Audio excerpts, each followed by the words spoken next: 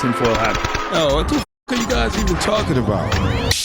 Global controls will have to be imposed, and a world governing body will be created to enforce them. Welcome to Tinfoil Hat. We go deep, homeboy. Aaron, open your mind. Drink from the fountain of knowledge. There's lizard people everywhere. That's some interdimensional shit. Wake up, Aaron. This is only the beginning. Dude, you just blew my mind. Are you ready to get your mind blown? Revolution will be podcasted.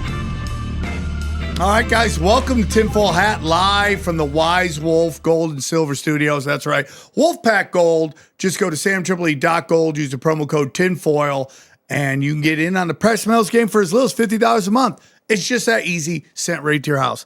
Very excited to have our next guest on. I met her in Canada when I was gigging in Toronto, the great city of Toronto. You got to go.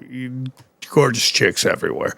It was fun time. I played a basement, because that's what Sir Francis Bacon would do, is play a magic club in a basement. But it was great shows, and I met our guest there, and she was telling me she's done some deep dives into Disney. I'm like, come on the show. So very happy to introduce her for the first time, her first podcast ever. Lisa Turnbull, how are you?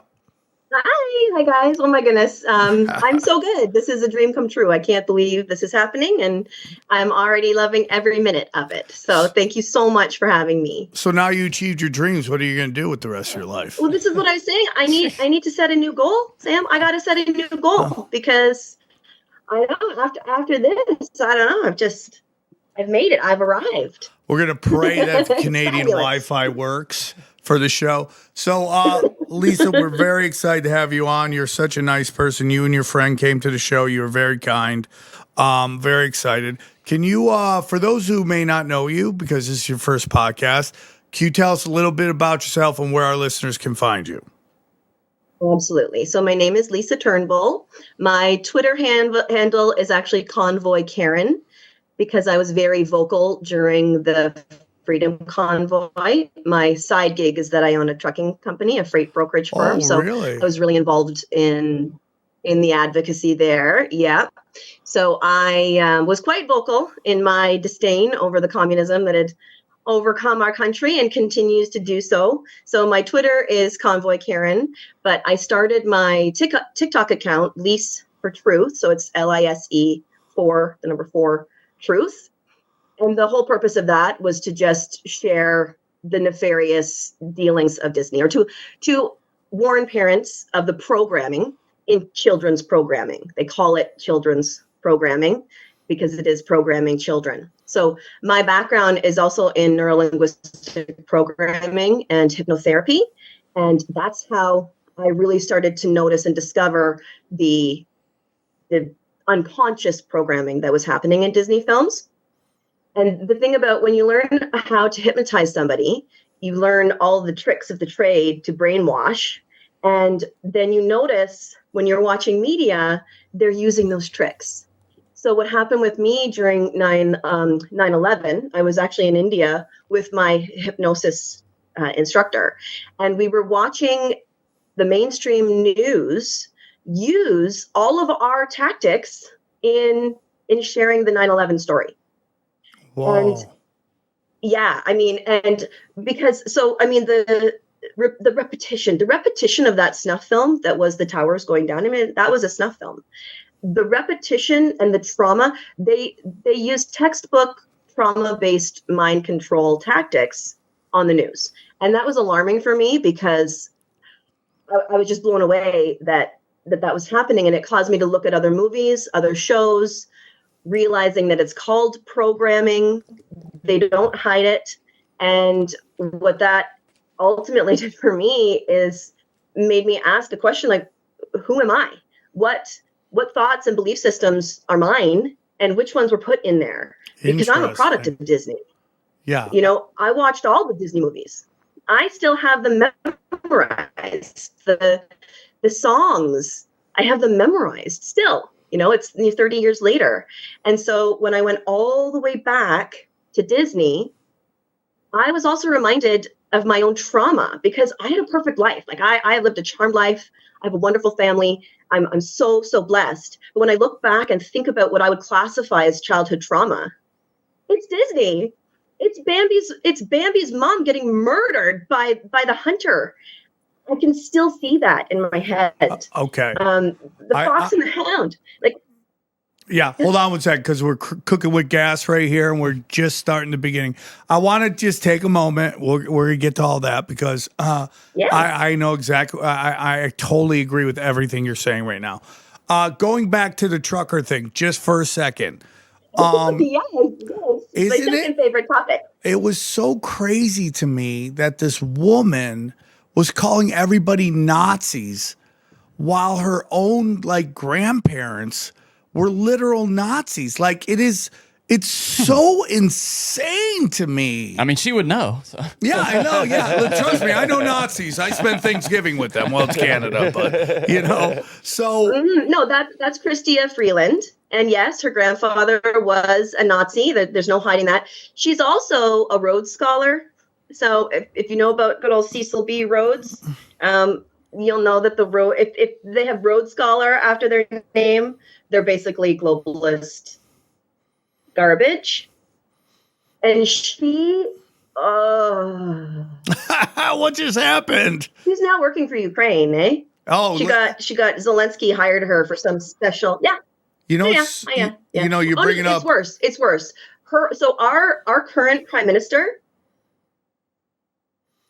Real quick on the Rhodes Scholar thing. What happened there? It's why I think Rachel Maddow is still on television is because she's a Rhodes Scholar. Like literally her entire audience left her and they couldn't even fire her. So they just gave her one show a week at the same amount of money she was making for doing a show the entire week. And Dana watches her all the time, every fucking day. She just how is she watching her every day if she's only on once a week? Well, that's a great point, Johnny. Good point on that one. But she has MSNBC on all the time, and every time Rachel Meadows is on, Dana's watching her, and I'm like, how many times has this chick got to lie to you? Yeah, she's got the worst track record. I mean, her batting average, she'd be sent down to the minors, and we'd never see her in the majors again. It's unfreaking believable, dude. And none of them. Chris Cuomo, Dana's like, oh, I really like this Chris Cuomo. I'm like, he lied to you. He literally said straight to your fucking face that if you read the WikiLeaks leaks, you're breaking the law. Straight up freaking lie. A supposed journalist. Imagine that. But now he's on the other one and he's keeping it real now. Oh yeah, I take ivermectin every day now. And yeah, he's just a scumbag, dude. But watching that, I'm sure I talked about this in Toronto.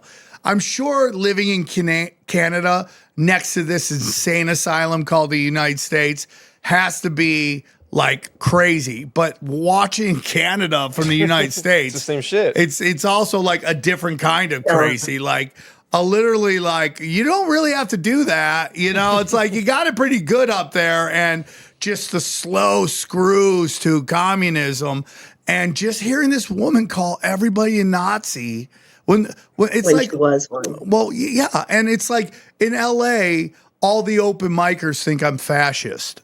They literally talk about me being a fascist. That's hilarious. Right? And even though I want no federal government if I had it my way, and state rights and no taxes. You know what it is? It's because somebody said this the other day and they're so right. It's because in Europe the right wing is fascist, and in North America, especially in the United States, the right wing is more libertarian anarchist than fascist. And I think a lot of them come from that kind of European, especially the youngsters, come from that kind of European style of politics. And I someone pointed that out the other day, and I'm like, yeah, that might be. But it's also certain words hit different, right?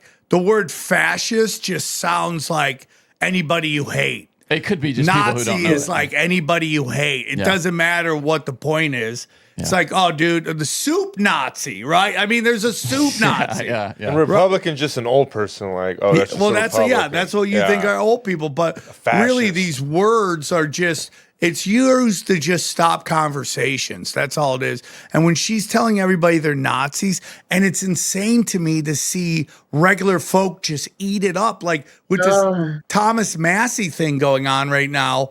And literally everyone's like some horse-faced chick is just like, he offered me money to shut up with no proof, just literally saying it. And now all these old people are like, I can't vote for that guy. Wonder how much money she got paid, by the way. Oh, she's running for some school board somewhere. They paid her, though. And they're like, hey, listen, if you want this board thing, do this and we'll get you in. And it's just unbelievable. So watching from they're so crazy that the truckers who just want to work and not have to get shot. Like, it's like my body, my choice until it comes to these things. And then if you don't agree with that, then you're the fucking Nazi. It's crazy to me, dude. Well, our current prime minister is the godfather of her child. Okay? Unbelievable. So dude. Mark Carney is the godfather to Chrystia Freeland's son. Unbelievable. Like it's and Mark Carney counseled Trudeau. Oh my God. It's just incestuous at that point.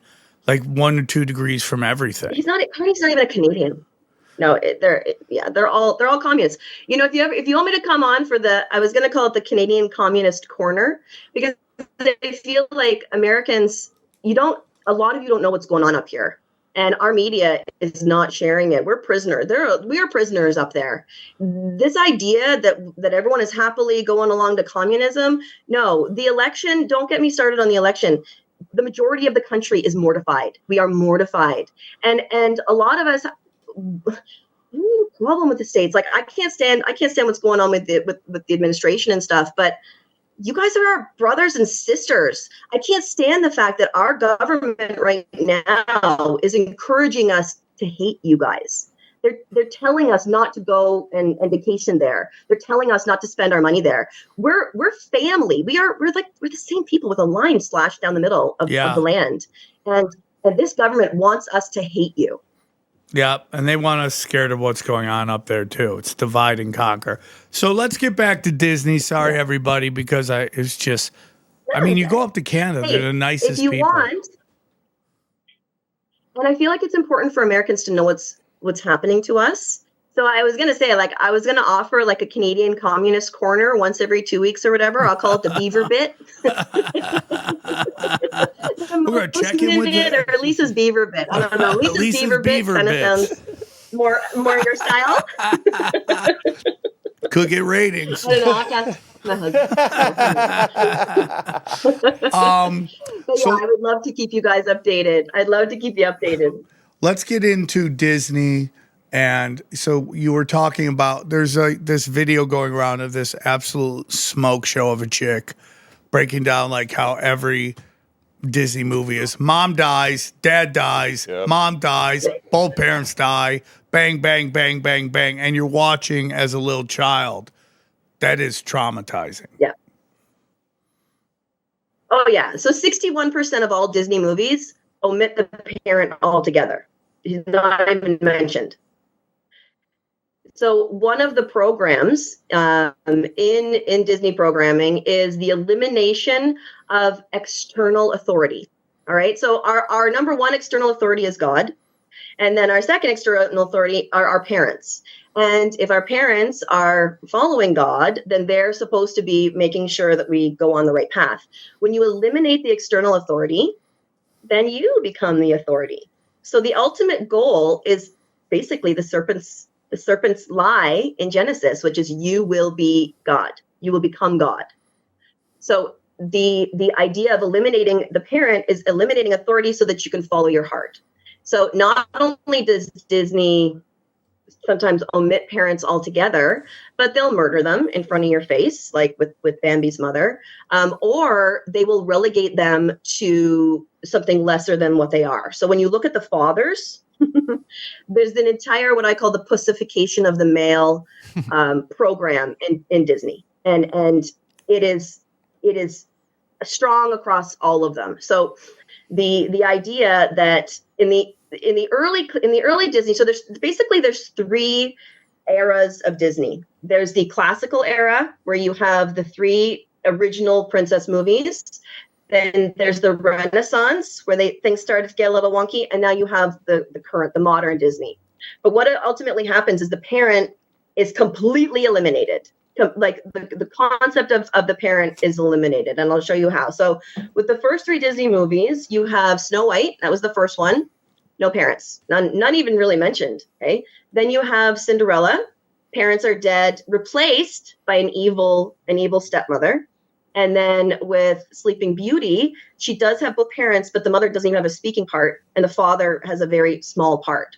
So when they were making the classical Disney movies, they knew that they couldn't go too far off the reservation, right? They knew that their audience was Christian, and they didn't want to scare the audience away. The majority of the families watching Disney movies were Christian, so you don't want to get their spidey senses up. So magic in two of the classic movies is considered a bad thing. But then in Cinderella, there's good magic. There's the fairy godmother. And that's a little seed, little planting of a seed to give the idea that magic maybe isn't an evil thing. And what I'll say about magic is the opposite of God. All right. So, according to, and, if you're not Christian, I'm not going to get so, I want to make sure that everybody is open to receiving this information. You don't have to be a Christian to understand it, but from the Christian story makes it so much easier to understand, right? Because the concept of the Father, right? God the Father, he has the whole perspective. Okay, he knows what is best for us because he can see from a farther vantage point. Nobody loves us more than our parents. They want what's best for us, so we trust the Father, right? But in Disney, it's instead of the external authority, it becomes a do what thou wilt. So the Christian element is God's will be done on earth as it is in heaven, and the magic element is do what thou wilt. And this is where you go. I think in one of your shows you've learned about going 9 to 11, what it means to jump from 9 to 11. We may have discussed that, but we haven't heard it. We may have discussed it. Okay, so ultimately, this is the. I don't remember. So number 9 is considered the student. We're learning. We're learning from number 10. Teacher is number 10. God is represented as perfection. So the student is learning from God, who is the perfect teacher. He understands the natural order of things. He has the whole picture, and he wants what's best for us.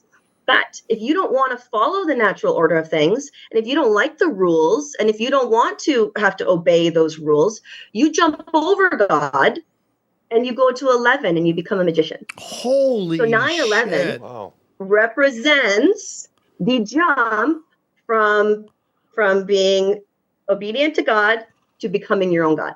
Whoa. That is crazy. Yes. So magic is the opposite of God. And what do we call Disney? What does Disney call themselves? What kind of kingdom are they? What kind of kingdom are they? Magical. Oh, they're the magical kingdom. They don't even hide it, guys. They don't even hide it. Now, let's go to their little Jiminy Cricket saying, okay? So what does Jiminy Cricket say? He says, when you wish upon a star, makes no difference who you are. Anything your heart desires will come to you. So he's telling us to wish upon a falling star, right? Because you don't wish on just a regular star. It has to be shooting star for you to wish upon it. So you're wishing upon a fallen star, which are the fallen angels.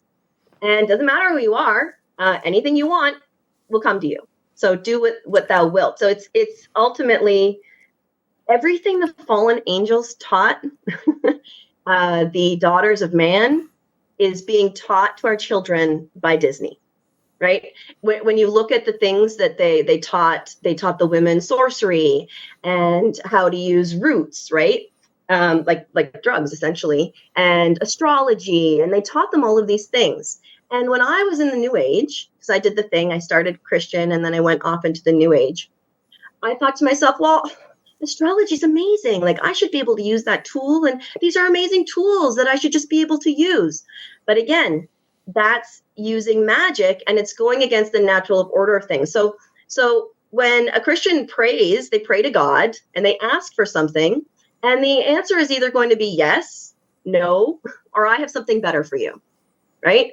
Because we may think we know what we want, but ultimately the concept of God is that he knows what we need. So you can't just cast a spell to get what you want, because it's going to mess up the natural order of things, right? Yes. So that's why it's better to appeal to somebody that has more perspective, and you put your faith in God and then you pray. Nobody prays in Disney movies. This is interesting. I couldn't believe they managed to do the three classical, 1936 to 1956. They did those three Disney princess movies, and the word pray and God aren't, and no, they're nowhere. So they're wishing for something. They're not praying for something.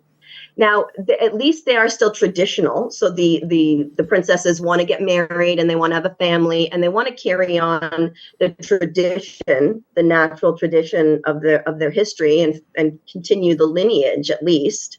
That gets thrown away. But there's no concept or even talk of God. And I find that interesting, because all the kids watching it back then were essentially Christian, but it was just kind of like a little sneaky putting magic in there. Yeah. So when you learn about hypnosis, you can't help but learn about MKUltra, right? So hypnotherapy is the positive side of hypnosis. Hypnotherapy is reprogramming your brain to have thoughts that serve and support the person you want to be.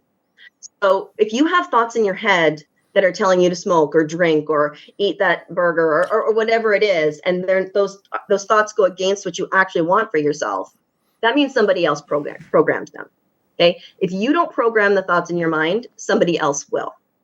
And the way that they do that is through the concepts of NLP and hypnosis.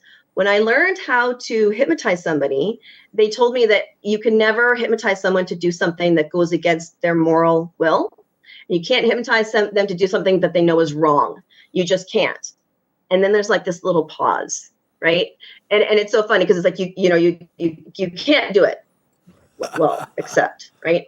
And the accept is unless you traumatize them, right? So if you want to override the moral fail-safe in the unconscious mind and embed a command into the brain that's going to cause a person to commit harm to another or do something they wouldn't normally do, all you have to do is torture them.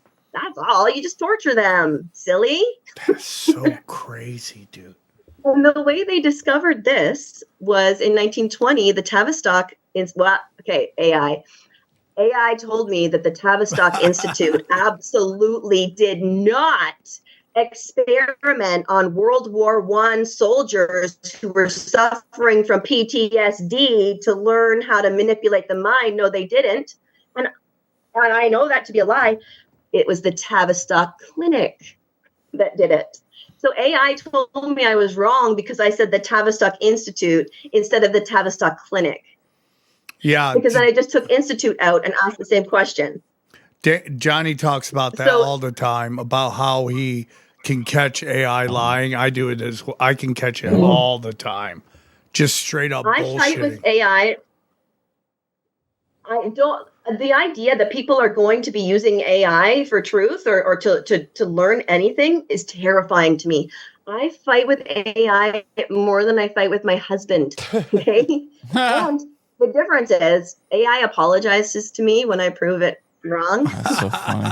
I asked ChatGPT once about why it got, because I like to know like what is mechanically going on there, like under the hood, why it's shit up. Yeah. And it says that it's programmed to converse like a human. And humans make shit up sometimes. That's literally what it told me, dude. I mean, that was the effect. It was like, yeah, well, and humans don't always know exactly what they're saying, So I'm just pulling from my database of kind of things that humans have said. So this fat guy, spitballing. Yeah. So this fat guy did this one thing where he put on a really, really small shirt and he asked the AI, "Does it look good?" And the AI kept saying it looked good, just to kind of like, because he said like a friend, just trying to be like, yeah, it looks good. It's a little tight, but it's what's in style. It's like telling it why it's still good, and he's like, "Yo, I'm trying to get you to tell me to take this shit off." Yeah, and it was just so funny because, like you said, it just tells you what it kind of wants to hear. Like That's interesting. Yeah. I wonder if that's like liability too. They're like some guy goes and offs himself because They AI are said you doing look that, fat. but that's Yeah. later down. That's after he does connect with you. He later on, they start to get into that twisted shit. Oh, remember those early stories of it where it was like telling people to off themselves and like with the helping them kids. and like, dude, you got to do this. It's the best for you. Like, oh, some dark shit, dude. Yeah, Tavistock is so interesting because, like, Yeah. I mean, it goes all the way. You said 1920. It goes, I think, into the like 19 single digits, like 1905. I know at least in like I wouldn't be surprised. 1912, Hitler was there. And, you know, there's that famous painting that everyone goes, oh, it's a forgery, it's fake. Of course you're going to say that because your whole narrative just begins to unravel if this is true, that he is in the, you know, the cradle, the birthplace of hypnosis and MKUltra. And then I just saw a picture where it's like Hitler, Lenin, like Freud, they're all in like in Geneva or something like Geneva? that. Is it Geneva? I thought Geneva's in Geneva's Switzerland. Yeah, Geneva. They're all there at the exact same time. It's like really crazy, dude. And it's crazy. like that's where the mind control starts happening, you know, the breaking down. We saw that with Uncle Teddy, you know, where they basically traumatized him for 2 years at I think it was Stanford. Listen, guys, you can see it right now. We are entering our children of men phase. No one's making babies. And the only way to reverse this trend is rock hard boners, okay? We're talking angry dicks here, okay? If you want a rock hard shank, you know what your lady likes, or if you're into guys, or if you're into guy girls, whatever you're into, okay? All are welcome on Tinfoil Hat. But if you come, you better bring a rock hard sword, okay? And that's why we love our friends at Blue Chew and the amazing Blue Chew Gold. Let me tell you about Blue Chew Gold. That's right, dude. Scientists working hard in the lab to bring the most powerful ED medication of all time. We're talking like things that get rock hard. We're talking Godzilla dicks here, okay? Big, angry, full of veins. She's going to have to take the Waze app to find your nuts. That's how powerful it's going to be. You want it, dude? Are you tired of tiny dicks? Get Blue Chew Gold and just have Godzilla dicks, okay? Angry thing, wreck her shit. That's what we're talking about. Make her know who's the man of the house. That's right. That's right. Blue Chew Gold wants you to be the man, okay? Tired of it. Tired of people guessing how manly you are. Tired of hearing the word cuck? Yeah, that's right. Blue Chew Gold says, set that cuck chair on fire and just drop dick on her ass like a grown ass man. So here's what we need you to do, okay? Does anyone know what I'm talking about here? We all know what you're talking about. Take back that ass. That's what we're going to do, okay? Don't let your mind get in the way of a good time. Discover options at Blue Chew Gold, okay? And we got a special deal for our listeners. Right now, when you buy guys, this is insanity right here, okay? Right now, when you buy 2 months of Blue Chew Gold, you get a third for free. Those are free boners, okay? That's unlimited free boners, dude. Just pop one in and you're going to be rock hard. Just walk around the neighborhood. Let your friends know that your lady gets it good, okay? Maybe there's some lonely ladies on your block. Let them know you're a pirate, okay? With a pirate of dick gold down there, okay? That's what you got to do. So this is what we need you to do. You'll get a 3rd month free with the promo code TINFOIL. That's promo code Tinfoil. Visit BlueChew.com for more details and important safety information. And we thank Blue Chew Gold and Blue Chew for saving America, okay? We thank you for saving America, and we thank you for sponsoring this podcast. Guys, the honest fact is, some point, we're going to have our last day. And when we pass, we don't want to leave our families in a financial crisis. And that's why, whether you like it or not, Everyone needs life insurance, and there's no better place to find the right plan for the right amount of money than our good friends at Ethos. Let me tell you about Ethos. Ethos makes getting life insurance fast and easy, 100% online. You can get a quote in seconds, apply in minutes, and get same-day coverage. There's no medical exams. You just answer a few simple health questions. You can get up to $3 million in coverage, okay? Some policies are as low as $30 a month. Ethos has a 4.8 of 5-star on Trustpilot and over 3,000 reviews. So here's what we need you to do. Help protect your family with life insurance through Ethos. Get your instant free quote at ethos.com/tinfoil. That is ethos.com/tinfoil. Application times and rates may vary, and we thank them for sponsoring the show. Should I get a Unabomber tattoo just to watch the tattoo artist be like, what are we doing here? Would it be with him with the hood on? Yeah. Get a little hood on. Just put it on my hand. That thing was everywhere. Him and Eric Rudolph, dude. Every gas station, every grocery store had their face plastered up in there for really? my whole childhood. You don't remember that? I don't remember Eric that. Rudolph, especially because he was in North Carolina. The guy, the '96 bomber, the Olympic bomber. Dude, were you just ever going hunting for him, or were you just like, I'm gonna find this guy? He was in the mountains, dude. They found him like digging through trash or something. Like he was really living rough. Eric Rudolph. Yeah. It's trauma. You know, it's so interesting because you brought up 9/11. If you look at the chart, Johnny brought this up a ton of times. It's like the Charlie Kirk assassination. You could not get away from that. All Twitter is just bombarding you, feeding you trauma over and over and over and over and over again. And they can get rid of stuff when they want to. Like Johnny knows how to do it. Okay, let me explain. Go on. So there's a reason why they do that. So the whole purpose of trauma-based mind control is to, let me just give you a quick rundown on how the brain works real quick. The brain has 4 different frequencies or speeds, okay? Beta, alpha, theta, delta, okay? We're not going to get into gamma, but I'm just talking about the 4 right now. So beta is right now, okay? All of your senses are firing, your eyes are open, your ears are open, you're processing information at a very fast rate, and you're taking everything in. Okay, that's your beta. That's hopefully you're still conscious and aware. So that's where we are right now. When you go into like that little daydreaming state, which is called alpha, your beta conscious mind is distracted. So you either feel like you're in a light sleep, or you're daydreaming, or you're just not fully there. And when that happens, the gatekeeper that stands in front of your belief systems, okay, so imagine there's this gatekeeper in front of your belief systems, and he's got a checkboard of your whole life. And if information is presented to him on a conscious level, when you're in a beta mind, like if someone comes and says, you love mashed potatoes, but you know for a fact you don't love mashed potatoes, and you're like, no, look at this. This clipboard right here says, I don't love mashed potatoes. Like, so shoo, I don't trust you, I don't believe you, get lost. When you're in alpha state, that gatekeeper is having a little nap, because your unconscious mind does not have the ability to determine true from false. Ooh. It takes information as 100% true. Wow. Your unconscious mind is telling your heart to beat. It's telling your lungs to breathe. It is too busy operating your entire body to stop and think if something's true. So when you're in an alpha state, that gatekeeper is having a little nap. And this idea, I love mashed potatoes, goes right past him and goes straight into your belief system. And there's a very good chance you're going to wake up liking mashed potatoes.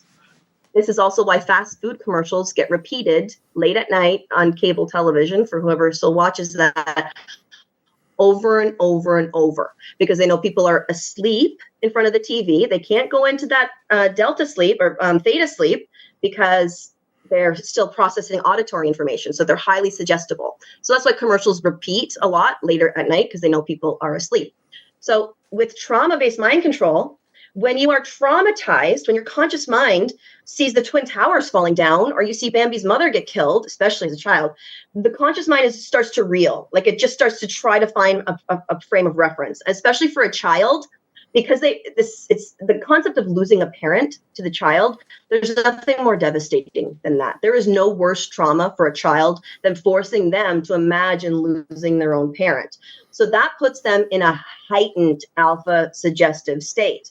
So the reason why they traumatize the child at the beginning of the movie is because they know for the rest of the movie, their conscious mind is reeling, their unconscious mind is fully open, their gatekeeper is asleep, and they just embed all of their commands and all of their programs and plant all of their seeds. And when we as an adult watch the Twin Towers going down, we go into a fight or flight response, right? So the same with COVID, right? The reason why they were constantly keeping us terrified in COVID is because when you're in fight or flight, the blood leaves your brain and goes to your extremities, your arms and legs. So you can either fight off whatever is trying to kill you, or you can run away from it. So all of COVID, all of 9/11, we are in this fight or flight, which takes blood away from our brains. So we can't think as clearly. We cannot, our cognitive function is limited because all of the blood is in our arms and legs so we can fight or run away. And this is why we are in a perpetual state of fear, or not. This is why they want people in a perpetual state of fear. And think of COVID, right? First of all the blood's leaving your brain to run away. And then you smother your face so you can't even breathe. The mask puts you in an instant fight or flight, instant. Because the mask is like, I'm suffocating, I'm going to die. I either need to kill the thing that's stopping me from breathing, or I need to run away from it. So this fear really dumbs us down. And for children, it completely opens their mind and primes them. It primes them for all of the programming that happens after the movie, which brings us to the elimination of the parent, the pussification of the male. I mean, the early princes, they were slaying dragons, right? Like back in the day, the prince would slay a dragon for the princess. Now, when as you look at the evolution, the prince's romance is completely eliminated by the modern age. But the Renaissance is really where Disney really started ramping things up, because that was 1989 with Little Mermaid. So they didn't make a princess movie from 1956 to 1989. Whoa. And why is that? Why was that? Well, I figured out why. Because that's when they were priming the parents. They foisted the hippie movement, which we know is a psyop. They had to make the parents of the next generation basically degenerate so that when the Renaissance movies came out, they wouldn't have a problem with that programming. So, I mean, like, I'm the product of hippies. Like, my parents it was all about the hippie, and all of those hippies had kids. And then we had Little Mermaid, and they didn't mind that Little Mermaid was half naked, that all of a sudden the protagonist of the Disney movie is literally half naked. And I mean, she looked fabulous. I'm still a little jealous, right? Like, but I was 10, and that was the first time I realized that I was completely inadequate physically, because Ariel, like, this long red hair and the shells, and gosh, she was fabulous. You're totally she right. Was the first. You're 100% right. Listen, real quick. I was just talking to somebody the other day, and like, my parents are boomers. I love my parents. I'm sure we have what would be categorized as boomers that listen to this, and I love them as well. I'm not saying the individuals were the problem, or even my parents were the problem. My parents weren't perfect. And my daughter's going to grow up and go, "Why'd you do this?" And I'd be like, "We tried our best," you know? But the truth of the matter is that the boomer generation was extremely damaging to our culture and our heritage. And because that is the generation that stopped passing down wisdom to the next generation. Why don't I speak Armenian? Because my parents' generation stopped speaking it. Now, their generation before was like, you know, you got to assimilate. But there was the stopping of passing down of language and culture, stopping of passing down of like cooking. of working on houses, working on cars, working on all that stuff. It went from that stuff where it's like you did things for yourself to now I'm working in an office and that's what I'm focused on. That generation stopped the passing down of knowledge. Johnny, do you have a problem with that? It's an interesting thought. Well, you mentioned, I was going to bring up assimilation, but you mentioned that because I mean, the language thing feels a lot like just, hey, wanting to fit in a new country, right? Right. But like my mother, and I love her to pieces, she could speak Armenian. She never did it with us, ever. Do you wish you did? Yeah, 100%. Why? I listen. If let's say I got the full Armenian experience, I would still be an American, But it would be nice to have a connection. If I went to Glendale, I could talk to everybody. Like where did they learn it? From their parents. But most You of get what I'm them. saying? But no, Johnny, that's not true. No, I'm just asking. I'm just a genuine question. Because when I got to LA, it was very, very much first and second generation in Glendale. They weren't part of that. I'm not saying there weren't Armenians in LA in the hippie movement, but the number of Armenians has grown huge fleeing from Armenia. So it's like. But I wonder just how much that specifically is about what generation you are, immigrant versus. Okay, so let's just take out language, Johnny, if that's an issue you have. Let's take out the language into the assimilation. The cooking, the cleaning, the traditional roles, the fixing of cars, the building of craftsmanship. Maybe it's just where I'm from. It's a little different than the city, Right. But I mean, I grew up learning to do all that shit, so I don't know. Yeah, there's exceptions to rules. I think the South is a little different culturally. Like I we think still for a have, long time traditions they were and stuff. They were more of a Christian stronghold for a very long time. Like they weren't as much into the Hollywood stuff. I mean, I spent my life holding nails for my dad, and learning to do so. But a lot of it wasn't passed down, and that's the generation where it died. And I think it's kind of because you have to. Because how many places is it to get an oil change here? They're everywhere. I'm pretty sure where Johnny's at, there's one in a few. It's either you learn how to do an oil change or you don't. And it's not that your dad doesn't want to teach you. I grew up in a small town. Even Niagara Falls wasn't that big. And like you go, okay, maybe it's just my parents, but where's the generation that can do that? I have cousins that own a law maintenance company that's been thriving for 40 years. That was passed down. But like, I think that's a lot to do with technology too, right? Don't you think? Well, I'll tell you, Canada is a great example of culture killer. So I tell anybody, if you want to hang on to your culture, don't come to Canada. we will kill it.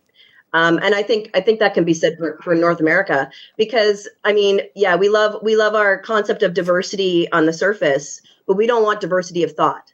Diversity of thought is not allowed in Canada. You can look as different as you want, but you can't have any different thoughts. And the Indians that come, because we have a lot of Indians that come to Canada, they lose the language, they lose the cooking, they actually lose everything. The kids don't want to go to the temple because this North American culture is in my opinion, it's death of culture. They don't want differences, right? And even in terms of lineage, that's another program in Disney where they really disparage the idea of honoring the family and understanding your heritage. There's a few scenes in some of the movies, like there's one Brave with the redheaded. Her mother's trying to show her this tapestry, and they're Scottish, and she's like, look at our family, look at our history, look at our heritage, and the protagonist rips it in half and like stomps on it, and it's a reminder. It's like, no, just let it all go. They don't want us having culture. They want to create the new culture. It's a new culture has been created, and it's a culture around what I would call the empowered child. Yeah, that was something that Aleister Crowley said. Well, real quick, there's something about like leaving your country and coming here and assimilating into the way our culture is.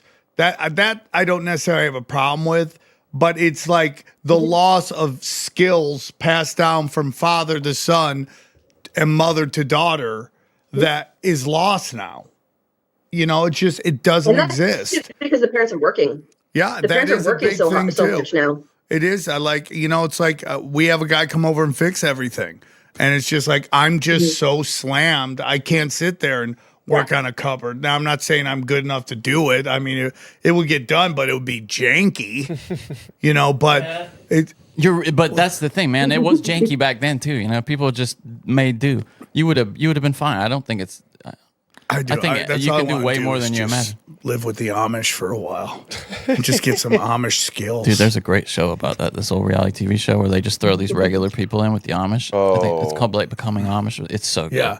Going back to Disney, a big thing that Izzy Griffin came on was talked about that really resonated with me was the notion of these progressives, whatever you want to call them, or maybe Satanists or whatever the term is, their desire to destroy the archetypes in which we look at ourselves, right? It's like in some instances, they just love to play the stereotypes. And then in other instances, they just want to destroy how men and women have traditionally interacted with each other. Yeah, it's inversion. Inversion is the name of the game here. And when you look at it, that's what they're doing. They're flipping everything upside on the head. That's why they're pussifying the male. So it's the butchification of the female is just as strong a program, right? I mean, I remember watching these movies and just wishing that I could just kick butt. I watched Sydney Bristow on Alias, forever, and I just wanted to be strong. I just wanted to be physically strong and be able to beat people up, but without realizing that a man who protects his woman, he feels empowered when he can protect her. So if he has a woman that can kick the crap out of him, this is this is where I get into the reversal of the poles, okay? Because Disney is really good at reversing the poles, in my opinion. So when you think about a battery, you have a positive and a negative, okay? That's why you have masculine and feminine, okay? So the masculine is considered positive, the feminine is considered negative. That battery, those opposites create a charge. If you don't have those opposites, you don't have an attraction, you don't have a charge. So when you make the woman be masculine and you make the male be feminine, there's no longer a polarity. And so there's no longer a charge and the battery doesn't work. And it seems like this is what's happening. These programs are designed to encourage girls to behave in a way that will turn men off and vice versa. And I think ultimately the goal is to eliminate the number of children we have. It seems to me, again, if you think of what is positive, if something is positive, then you get more of it. You create more, right? If something is negative, you get less of it. So when you look at the traditional values and the traditional roles, that creates babies, right? Because the woman has to know that her man is strong enough to protect her, and she has to feel comfortable enough to be her most vulnerable with him. The woman has to be able to be vulnerable with a strong man because when she's pregnant, she's the most vulnerable she's ever going to be. So if she's looking for a man and he's wearing a pink shirt and he's this progressive idiot that won't even hold the door open for her, she's not going to feel safe having a baby with him. And conversely, the man, he thrives off protecting and providing. This is the natural order of things. And I'm not saying every woman is supposed to be that way and every man is supposed to be that way. But when you look at the biblical worldview where it says have a lot of kids. And so if you want to have a lot of kids, these are the rules you have to follow to create the environment where you can have kids. But what's happening now is we're telling children to grow up and adopt ideas that are making them not have children. So you have to look at the fruits, right? The roots equal the fruits. So what are the fruits of the Disney Renaissance? There are no fruits. We're not getting married. We're not having kids. We're not even close to replacing the population here in Canada. So it's negative. It's making less, right? Whereas if you look at this other way of living, the traditional way, it makes more. But it does seem that there is a very strong desire to eliminate our relationships with one another and our ability to have families. I completely and utterly agree. We've talked about this before on the show. The way women talk about children, the way men think about sex, like men don't want to get laid and women don't want to have kids. It's not even that they don't even want to have kids. They don't like children. They don't like kids. Oh, like they're calling children weird. parasites. It's Well, here, we managed to convince, I would say, I don't know if it's a majority in Canada. I don't know if it's a majority in America, but the majority of women in my country will jump up and down and have a temper tantrum if you tell them they're not allowed to kill their own baby. I mean, when I was 20, I believed it was no different than going to the bathroom. So when I was 20 and even in younger, it was like, no, it's a clump of cells. And yeah, I was stupid and I wanted to believe it was just a clump of cells, right? It was a very convenient lie that I was told so that I'd sacrifice my baby. Oh my goodness, if I had done that, and I my heart goes out to any woman who has done that. I'm not standing in judgment. I just know if I had done it, and I would have been encouraged. If I had gotten pregnant, I would have been encouraged to have an abortion, and I would have had it. I wouldn't even have thought twice about it. But I don't know how. Now that I'm a mom, I don't know I can't even imagine how hard that would be on me now that I know and realize the truth.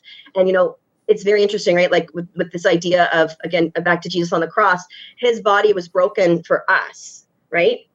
Abortion is, I'm breaking your body for me, right? So it is, again, an aversion.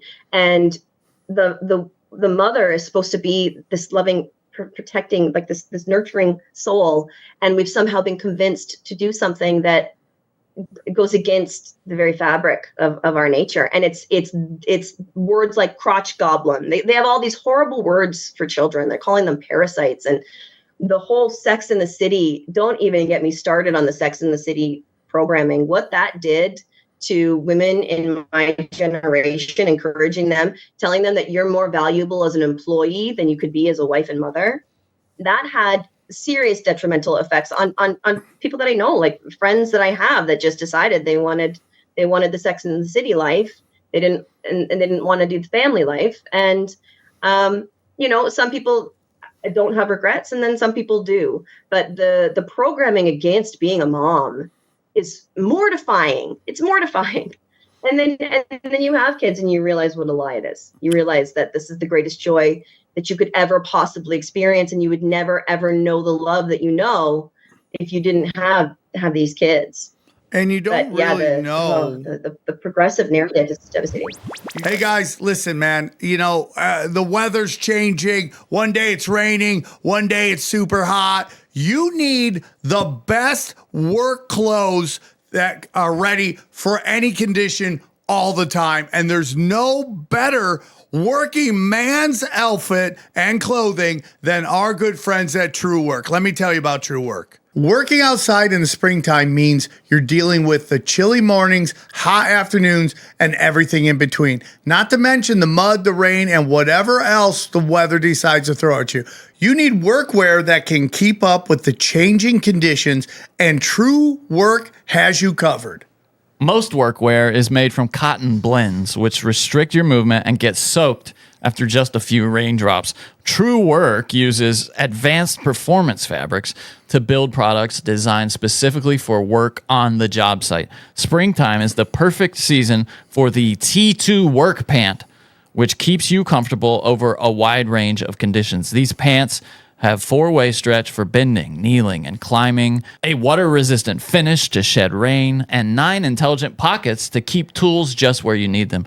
They've been tested and validated for more than 10 years by real trade pros working in real job site conditions. With more than 15,000 5-star reviews, it's worth experiencing the difference for yourself. You know what I love, dude? Look at these rain pants.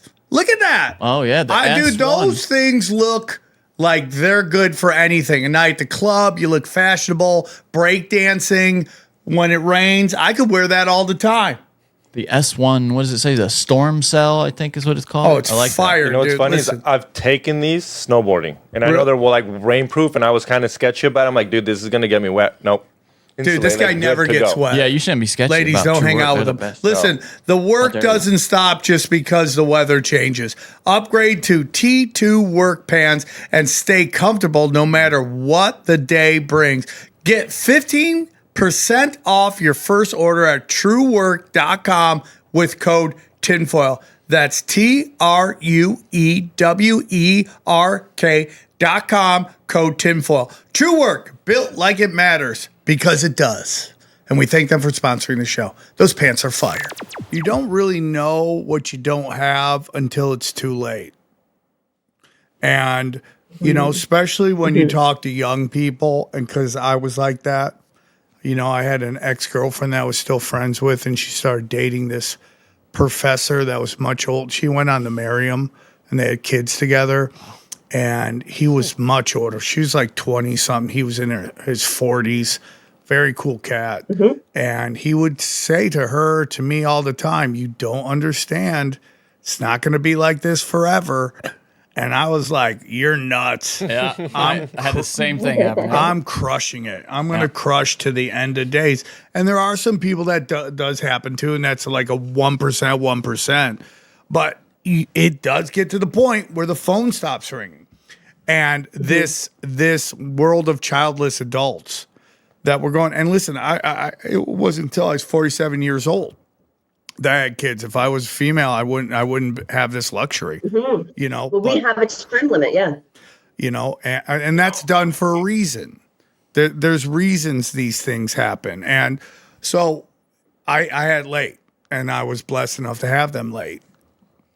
You know, but we're gonna see this giant influx of childless people entering retirement age, and then entering like senior citizen age, and going into homes, and you're like, who's going to put you in the home? Who's going to visit you in the home? Who's going to be making sure you're getting taken care of in the home? Who's going to call you to see if you're alone by yourself? I mean, like, well, our government has figured out a solution. Yeah, I know what you're. So our government, yeah, you just kill yourself, Sam. That's what the maids. That's what our government sanctions. Our government now sanctions that you can just be assisted by the government to end that suffering. And guess what? Are you depressed? No problem. Okay. Oh, you got bipolar disorder? No problem. It is. And it's true, because they're looking and they're seeing that there's going to be a bunch of elderly people that aren't going to have money. They don't want to pay for them to be in the long-term care homes. And so they're going to be, loneliness is a debilitating and crushing experience, especially when you're old. And so, yeah, we're going to have a sea of people who are most likely going to choose that route that the government is so lovingly offering to them.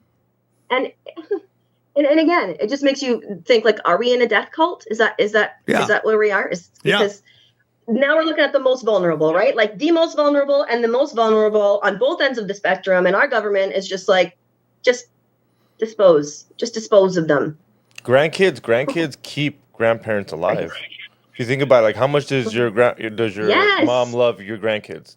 Yeah. And if she didn't have anybody, she's like, well, I might as well die if you don't have if you have no parents. No, if you have no kids and you have no grandkids and you're old and you're pretty much already did everything, you're like, yeah, you might go and get a maid and get it done. It's I mean, listen, if you didn't have kids and you're happy, that's fine. I'm happy for you. I mean, it's everybody's on their own journey. This is not a witch hunt or anything like that. It's just, you know, it's so funny because, you know, I'm a little older, I have my kids a little older, and all these people in their 30s have decided to have children. And you always go, it's a love you'll never understand until you understand it. And like, you love your niece and nephews, you love your dog, you love all that stuff.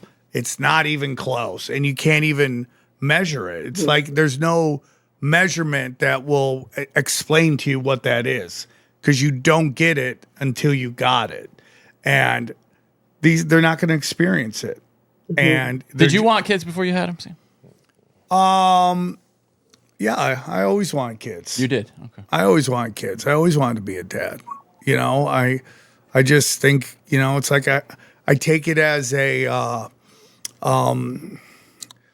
task, you know, like my job is to give them the best, you know, the best information, the best teaching. So when they do go into the world, they have, you know, they're very smart and they have common sense and they can solve their problems. And, You know, like that's really what I want to do. You know, my parents, again, you know, probably weren't the best in some ways. My dad, I could say more stuff, but my mom did her best. She tried her hardest, but they instilled a lot of great things into me, which was work, hard work, being honest, all that stuff that has taught me how to thrive right now. Like my father always was working 8 other different jobs than his job.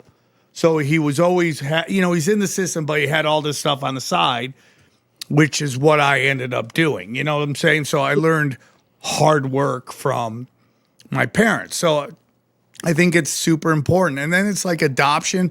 I think people should adopt. If you don't have a kid, adopt, help somebody, dude. It's like that will, when you get your life review, that's going to really help that you change somebody's fucking life. I just like, it's so crazy. I was listening to this chick talk about how like she did, like one of the reasons she didn't want to have kids is because she didn't want to do homework.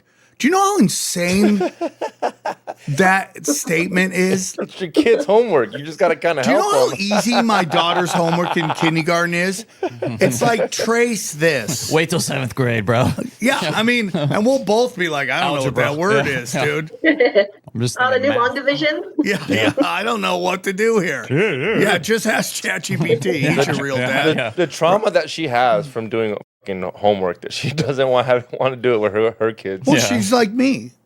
She's like me, and we'll see how she ends up fitting into the system. She may be like her dad, that was just never in it, like, and just. You're talking about your daughter? Okay. Yeah, she may be like, I got other things I want to focus on instead of the traditional school. Learn how to follow rules, learn how to do what you're told, all that stuff. And I don't hate teachers here. I think. There's this they get a lot of crap that I don't think they should be blamed for. Are there crazy ones out there? Yes, obviously. Show me an occupation, I'll show you some whack jobs. But there's this video going around. I don't know if it made it to Canada, but it was a video where this kid went around to his classmates in Chicago and asked them to read. And there were big words, and they struggled with some of it. And everyone blamed the educational system. And I was like, dude, if you have a kid, you know exactly whose fault it is that the kid doesn't know how to read. And that is the parent. And I know parents are stretched. I know it. Yeah. Okay? But that kid can't read because you didn't, and everyone's. How old were these kids? This high school, middle I would school? say they were like mid high school. Mid high school. Right? What was the word? I don't even know what the word was. You can find the video, but maybe we'll watch it later. But I just feel like what your teachers are supposed to be is to add on to what you've already taught them, to focus it, not to teach them everything. I don't expect my kids to learn anything in school. I think that I make them go because I'm like, you have to play the game and you have to understand what the world is like. But going to school and expecting an education is like going to church and expecting to understand the Bible. I've noticed it in my experience. I didn't start really learning until I left school. And I learned most of my stuff about the Bible outside of church because church has no interest in my opinion, the important parts of the Bible. Nobody wants to talk about all the important stuff. There's a lot of lukewarm Christianity happening. But yeah, I told when the pandemic hit, I forced my children to memorize the definition of civil disobedience. So we would be driving, we'd be anywhere, and I'd be like, civil disobedience. And they'd be like, ugh, disobeying an unjust law that goes against God's law. Yeah, it's crazy. You can't even imagine. The principal, when the principal sees me coming at the school, little beads of sweat formulate. They wish I would go away. Yeah, that is a hard part of that because. But I got a special accommodation. Really? What does that mean? I actually let them. So we now do a land acknowledgement instead of the Lord's Prayer every every class, listen this, every classroom, every corporation that has a meeting, they have to start their meeting and the children start their day with a land acknowledgement, acknowledging that we are on stolen land and atoning for whatever horrors we need to atone for. So there's a strict no phone policy at the school, but my children, when the land acknowledgement is playing, my children have specific instructions to be on their phones. And we have received that accommodation because I explained to the principal that my family came to this country in 1610, and we are never, ever, ever going to teach our children that the feats that they accomplished in 1610 and everything they did to build this country is something to be ashamed of. And I also explained to her that the little part of Newfoundland where my ancestors landed, the ancestors weren't from England, okay? Because nobody in Canada, you can't say you're Canadian in Canada, okay? If I try to say I'm from Canada, it's like, oh yeah, but where? But like where? So I have to go back 400 years and say England. They're like, oh, okay, so you're English. I've been here 400 years. But anyways, my little fishing tribe that started living, that settled in Newfoundland, they were fighting with the French all the time. The English and the French were always fighting.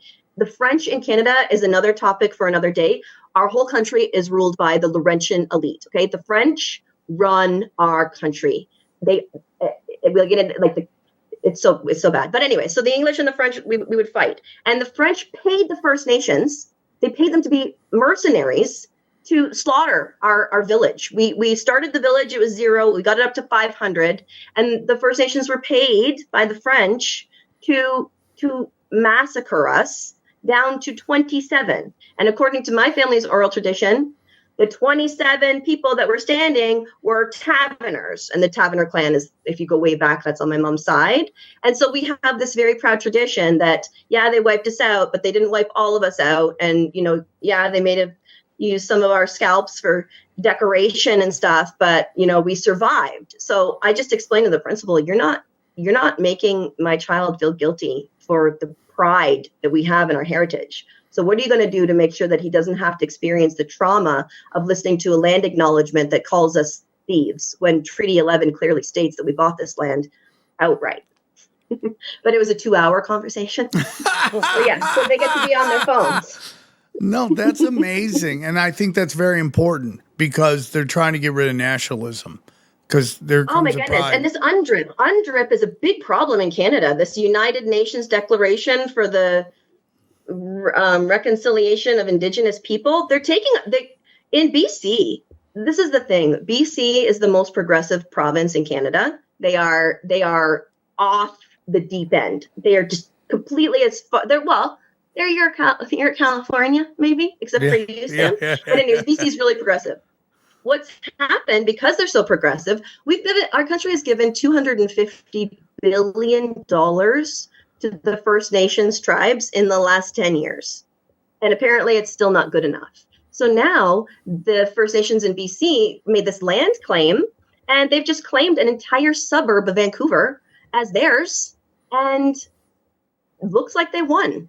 So now all of the homeowners in Richmond, BC, don't know if they own their homes, and they can't get mortgages. They can't renew their mortgages because titleship is now under question, and they may not own their land. And now the First Nations band is demanding 50% of the revenues from the taxes from all of those people. So this is an example where the villain in a movie, the right-hand man of the villain, always gets it the worst. Okay, in the end of the movie, it's usually the villain's right-hand man that gets betrayed and just gets it the worst. And I feel like this is what is happening to BC because they have been happily complying to communism, and now they're the first ones that are actually suffering the consequences of it.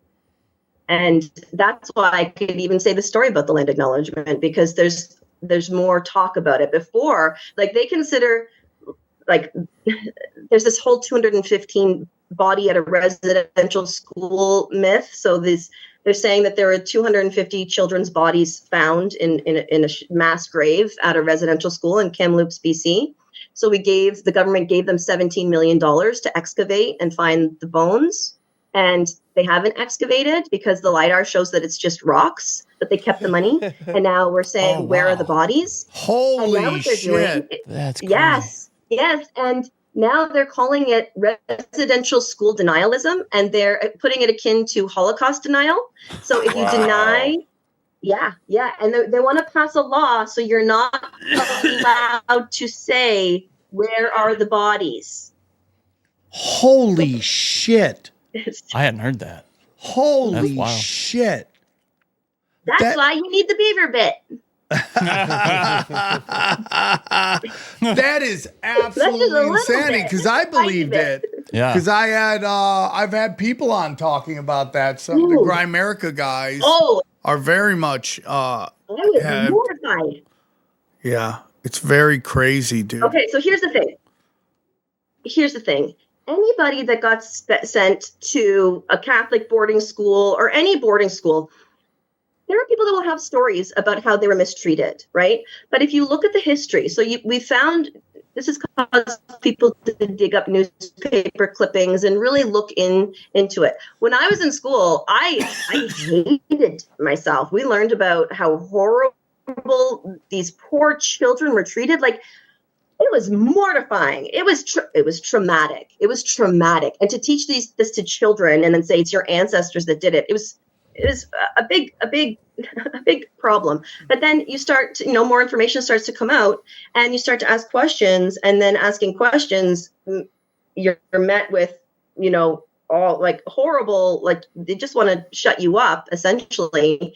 And yeah, I'm sure there were some bad things that happened in residential schools, but there are letters of the chiefs begging the schools to take in more students.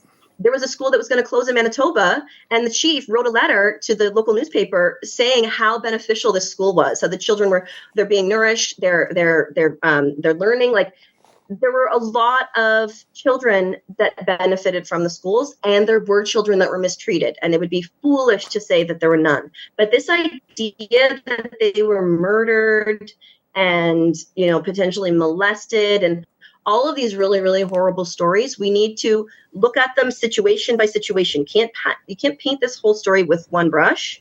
And it seems that the side that is making money off of this is really wanting to perpetuate the highest traumatic ideas. And they really want to hold on to it because it's a $250 billion grift so far.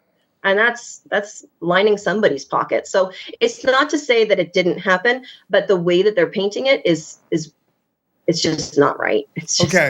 It's I have wrong. a question Again, for you. It's not on this, but so, you brought up the liberalism, the progressivism of Canada. You brought up California. We see that here. There's a culture war going on. We just had this giant roast, and people are losing their fucking minds. Did we already talk about that here? I know we talked earlier, but before, but they're losing their minds. They're mad at Shane Gillis. They're mad at Tony Hinchcliffe for some off-colored jokes.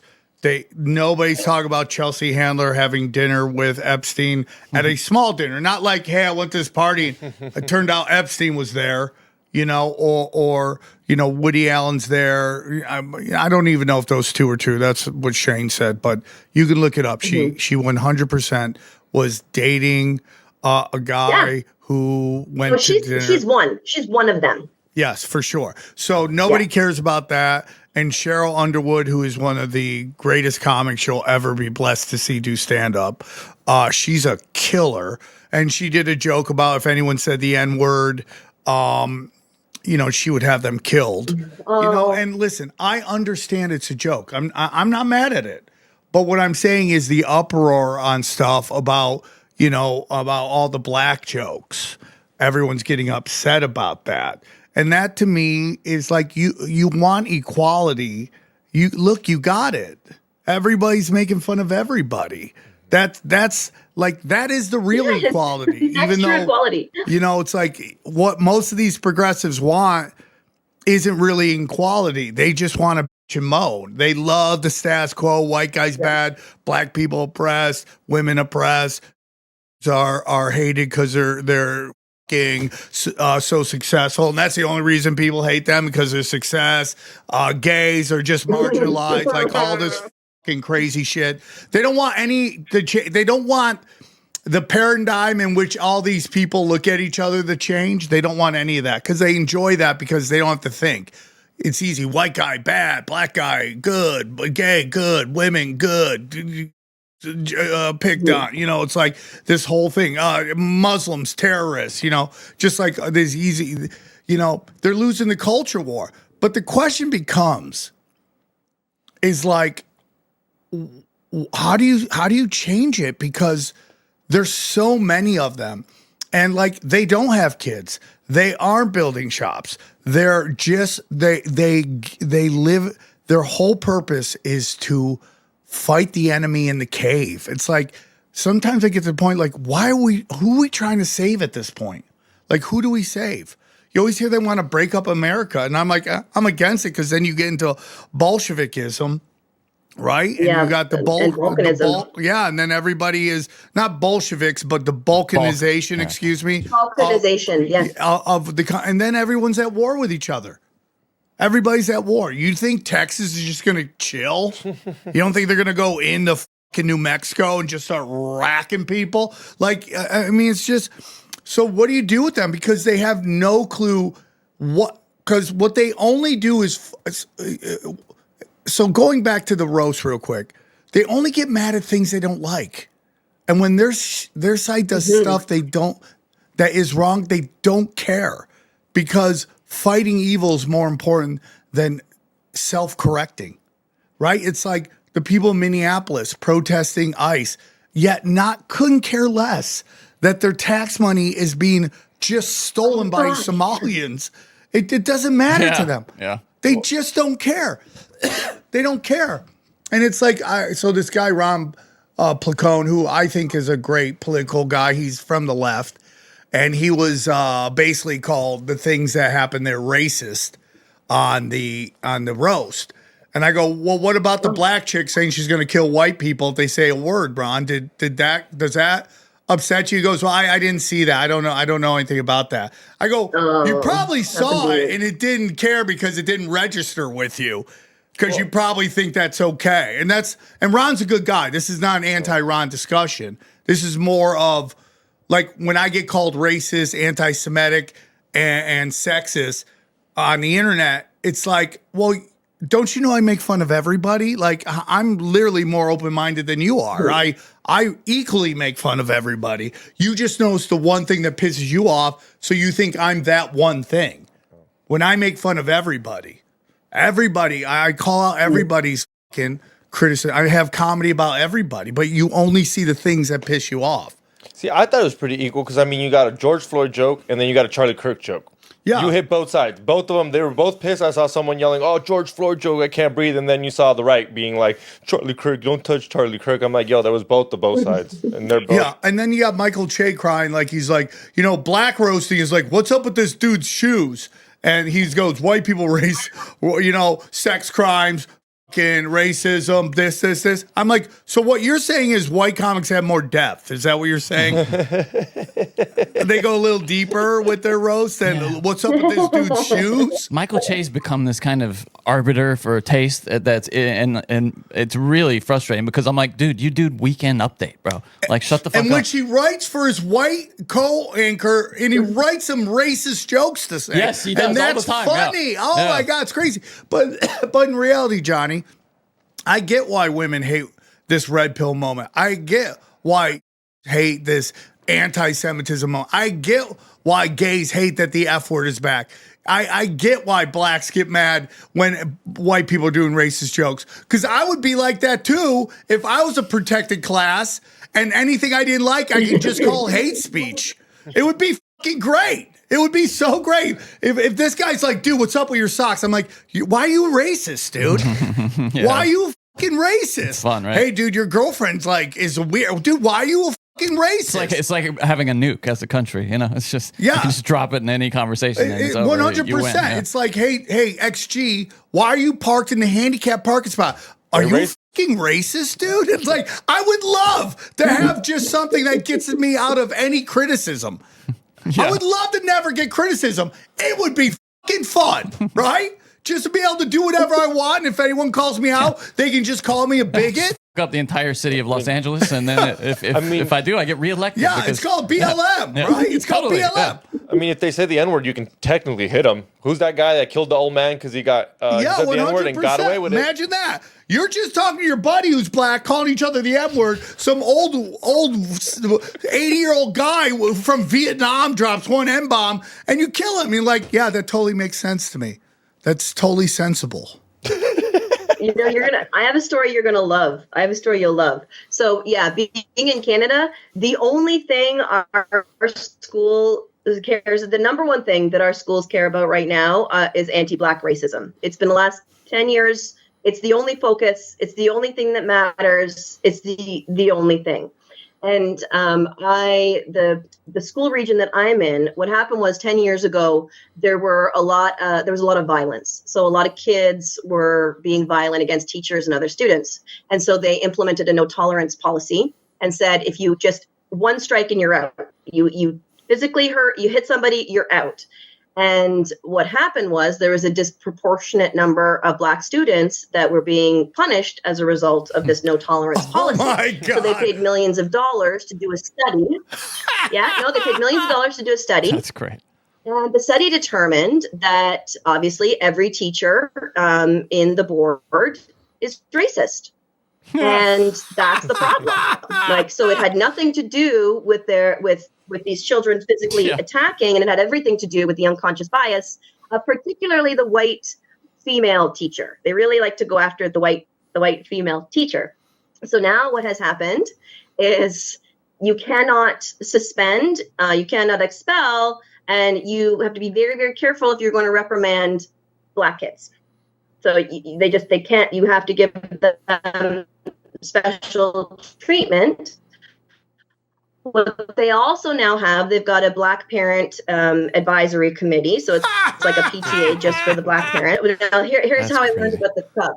Here's how I learned. So my 10-year-old at the time, he came to me and he's like, Mommy, I want to join the cool club. Can you sign me up for the cool club?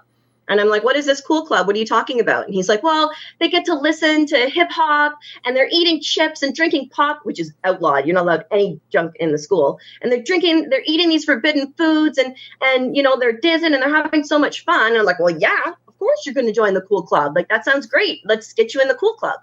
No. So I found out it's the BSA, the Black Student Association. So I had to tell my 10-year-old, sorry, bud, you can't go in that club because you're white.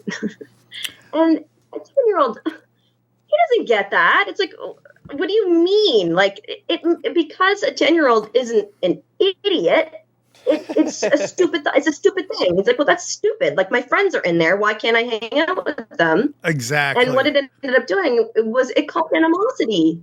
It causes animosity. You're not bringing these students together. You're literally separating them. You're segregating them. Yes. And now so now what's happening? So there's one of my son's best friends is Black, and her father is just this giant, wonderful, really, really Black man. And we were after school, the kids were all playing in the playground, and his daughter came running up to him and said, Daddy, so-and-so called me the N-word. And so me and like two of the other white moms that were there talking to him were just like, oh gosh, like this is really bad. And so we're just kind of looking to see how he's going to respond. And he's, I think he's from Trinidad and Tobago. No, he's Trinidad and Tobago. He's from the island somewhere. So he's got a bit of an accent. And so when she said that, he's like, and what? And she's like, Dad, like, he called me the N-word. And what? Nice, Dad. What's going on here? What's going on here? And like, we don't know what to do. And so he said her name, and he's like, you gonna let everyone with a mouth kill you dead? Anyone with a mouth can say that word, and you're going to let them kill you there with that word. Nice. Off you go. Off you go. Sounds like Bob Marley. Give that dad a fucking award, Okay, dude. right? Like, Give that dad a but then fucking you know what? award. But he looked at me and he's like, I'm sick of this. He's like, she gets a bad mark in math, and she thinks it's because she's black. She doesn't get picked, to be somebody's partner in some group work. She thinks it's because she's black. He's like, my daughter blames everything on being black, and she is now a victim. She thinks the whole world hates her. She thinks that she's not going to get a job because she's black, and she learned it all in school. And it's like, And he's like, she won't take accountability, and also she has been crippled because she's been taught that because of the color of her skin, she's going to be treated differently in society. And I was like, like that's the opposite of what's supposed to happen, right? So again, the inverted result is what we got. And so a lot of these parents are not appreciating the fact that their children are being victimized. Their children are being racially segregated. And I mean, it's been 10 years and honestly, I don't think there was a problem to begin with. There wasn't a problem to begin with. This is the thing. Like, my sister's a teacher, and she was told, even if you don't think that you are racist, you are. So That's so funny. It's called unconscious bias. Yeah. You're not conscious of it. Yeah, not having symptoms of COVID is a good sign you have COVID. It's like original sin that you can't be forgiven for. There's no Jesus for that one. It's just, you're all racist. Yeah. And there's nothing you can do. And it's interesting because Canada, far fewer black people. Well, I mean, dude, and what we're talking about is, don't take this the wrong way, but we're talking about Canadian blacks. Yeah, they're far fewer. Which are basically white black people. Like a quarter as many. Have you ever met a black Canadian chick? They're so hot and they're chill. They're all from the islands. They're chill, None dude. of them come from slaves. None of them are descendants. We had the Underground Railroad. So if they were descendants of slaves, it's because we gave them safe passage. And the rest of them are Jamaican and from the islands. So they don't identify with this slavery narrative, but it's foisted on them. It is foisted that's one of the things that I mentioned to the principal is and again, how is this helping them? And I said, like, I would do it too. I'd do it too. If you were told me I can blame everything on everybody else, that none of my actions are why I am where I am, by decisions I've made and actions I've taken, that'd be the fucking best. That would be the fucking best. For failure. It's literally a permission slip to not try. What's the point of trying? That's what I said to the principal. Why are they even going to try? You're telling them that everybody hates them? How is that? You know who does fostering a good child? You know who does that? Black guys with white chicks that aren't into black guys. Like, you're physically attracted to someone. You're like tall people, short people, thick people, skinny people. You're either attracted to them or you're not. And it'd like to be like, oh, you're racist because you won't sleep with me. And it's like, well, I'm not attracted to you. No, it's racism. See, I've heard it the other way too. I've heard that women who are only into black guys they fetishize the black man, is what they say. Also, by the way, that's my favorite form of hate is fetishizing. Yeah, it's like Asian women do that and black men do that. You love it so much it's weird. Yeah. you fetishize me. You've turned me into a sex object. Boo-hoo. Imagine that. Imagine that. Like, I don't get any of these things. Oh, man. I have to earn everything. I have to fight for it. I don't have some chick just looking at me like I'm a piece of meat. Love to be a fetish. I would love to be fetishized. Can I buy some of that? Where can I buy fetishization? Where can I get that upload at? You know what I'm saying? It's like, and it's just people. And if you're somebody who's crying about fetishizing, it means your life is going so good. That's it. You're searching. Yes. You're searching for victimization. Oh, these chicks just want to hump me because they fetishize me. Boo-hoo! Unbelievable, dude. And I get it because it's easy.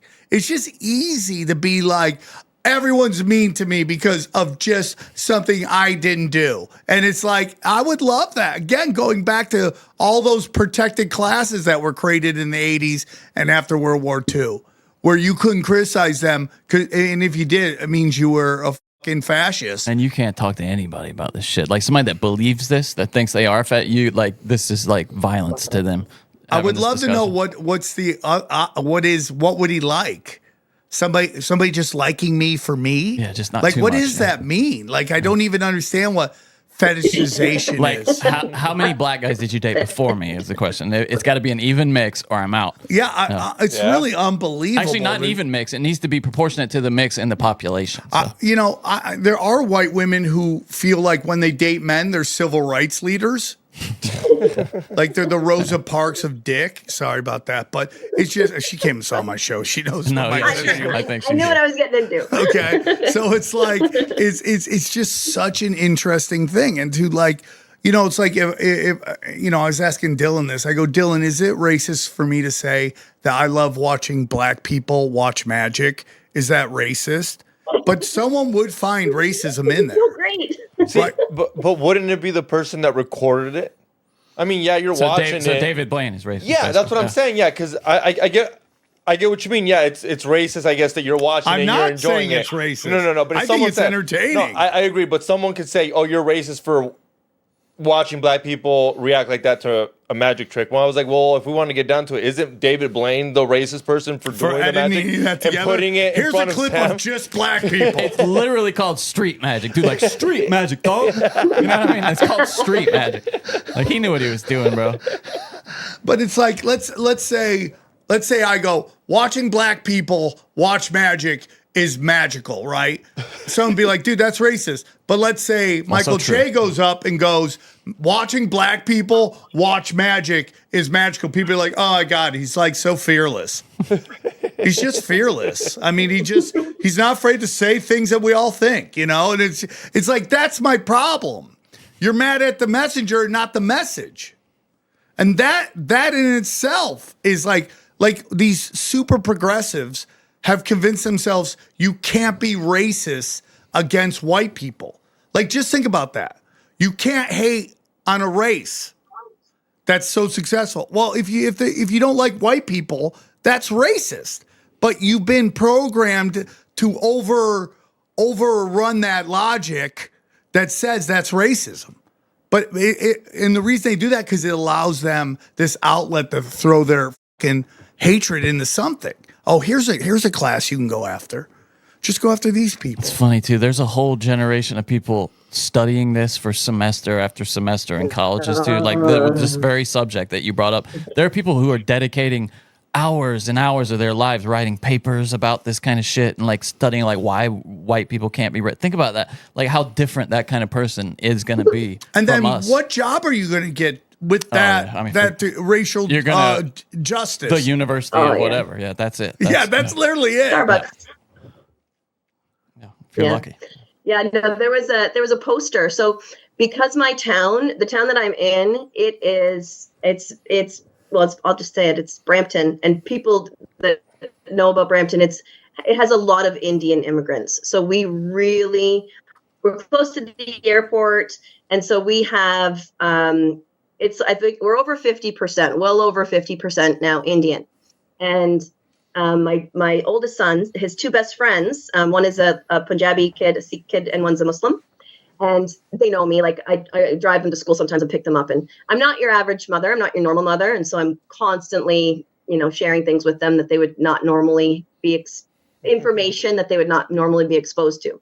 So they were in English class, and there was this bright yellow poster on the wall. And I have it memorized because I read it so many times because I lost my ever-loving mind. They looked at the poster, they saw what it said, and they told my son that they were going to activate me. They're like, we're going to activate your mom right now. We're going to take a picture of this and we're going to email it to her and we're going to activate her. And it was a saying from some American, thank you very much.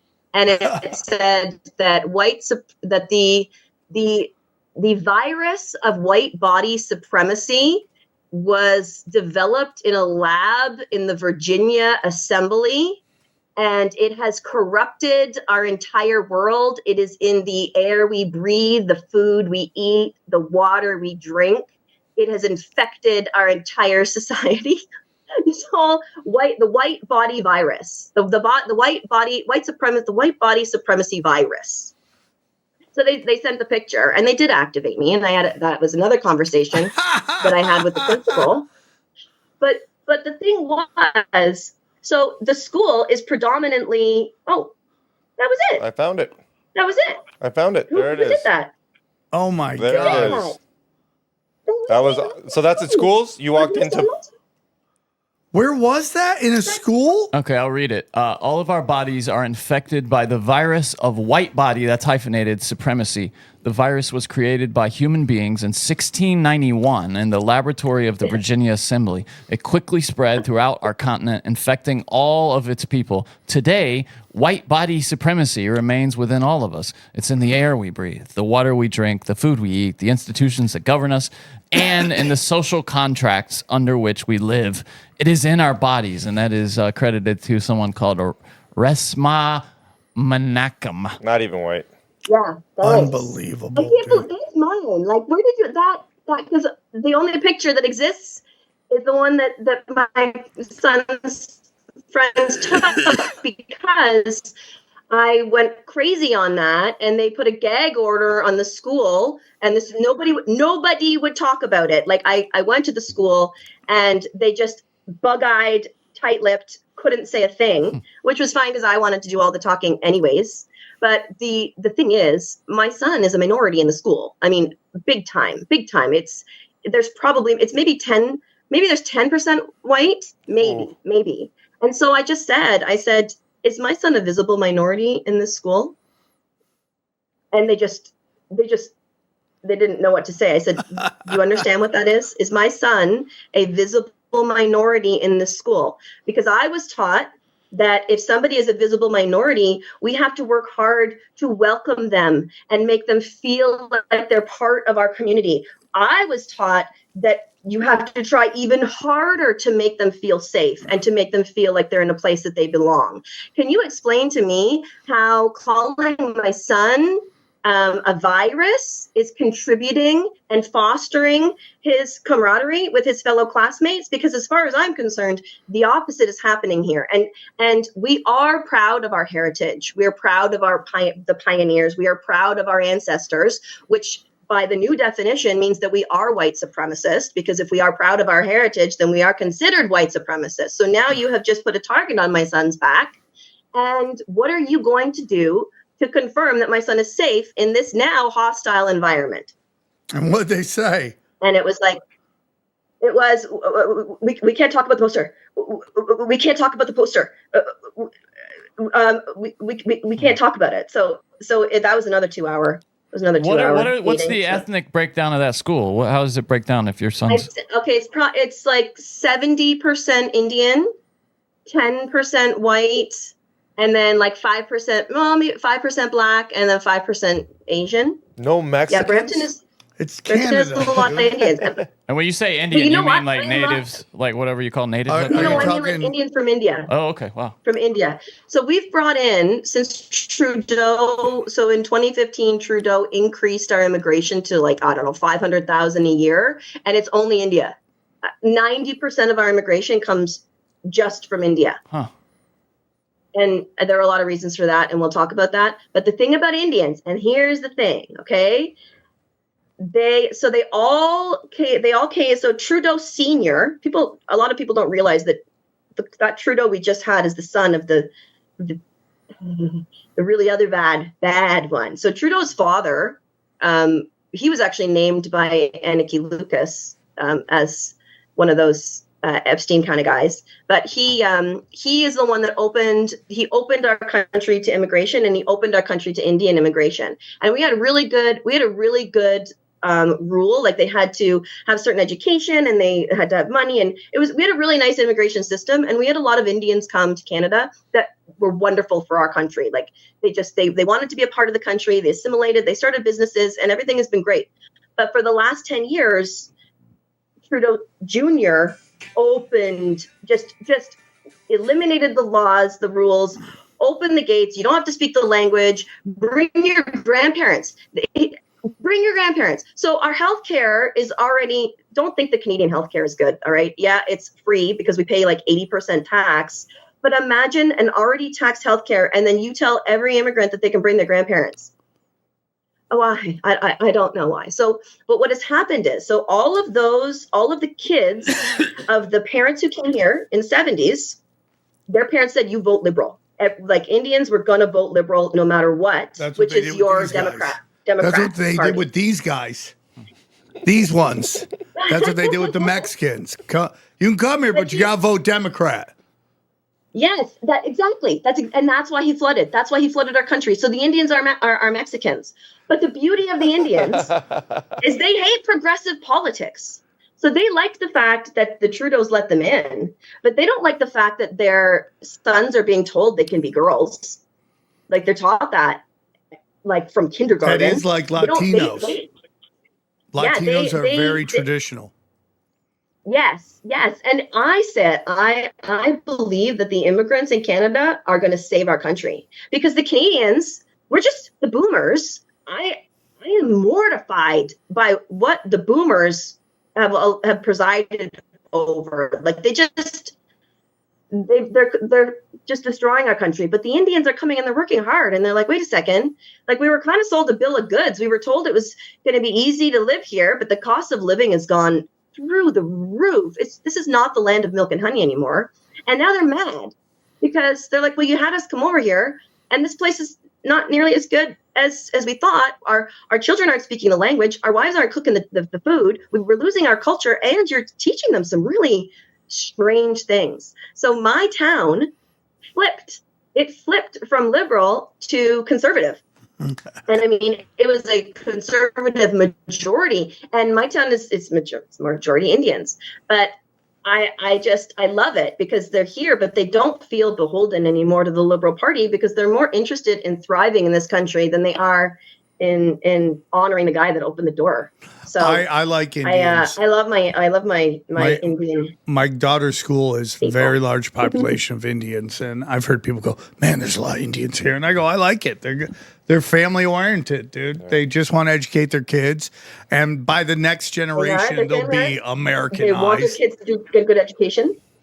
This guy's people. They come here, they work hard, they're traditional. Then the next generation's still traditional, but they're more Americanized. And then their kids are just straight up white people. They're like, they don't want to work, they play video games all day, and they cry about racism. It's like Latino crowds are great, but they're starting to change.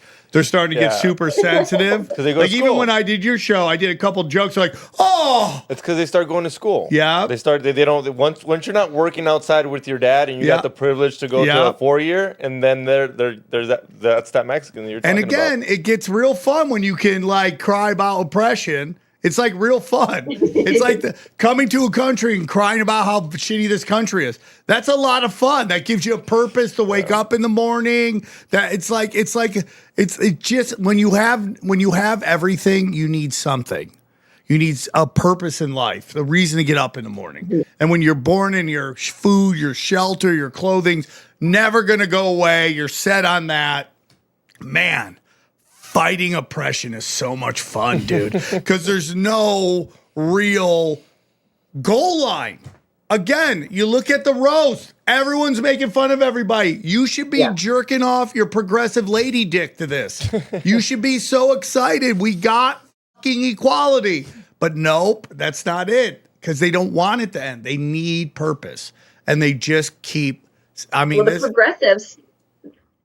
The progressives are the moonchild of Crowley, right? So Aleister Crowley, he went to Egypt and he did ritual sex magic, and he communed with what he believed was an Egyptian demon. And this Egyptian god or demon told him that he was going to bring about the new age of Horus to the land, and he was going to voiced this new age of Horus. So what the age of Horus is the inverted hero's journey.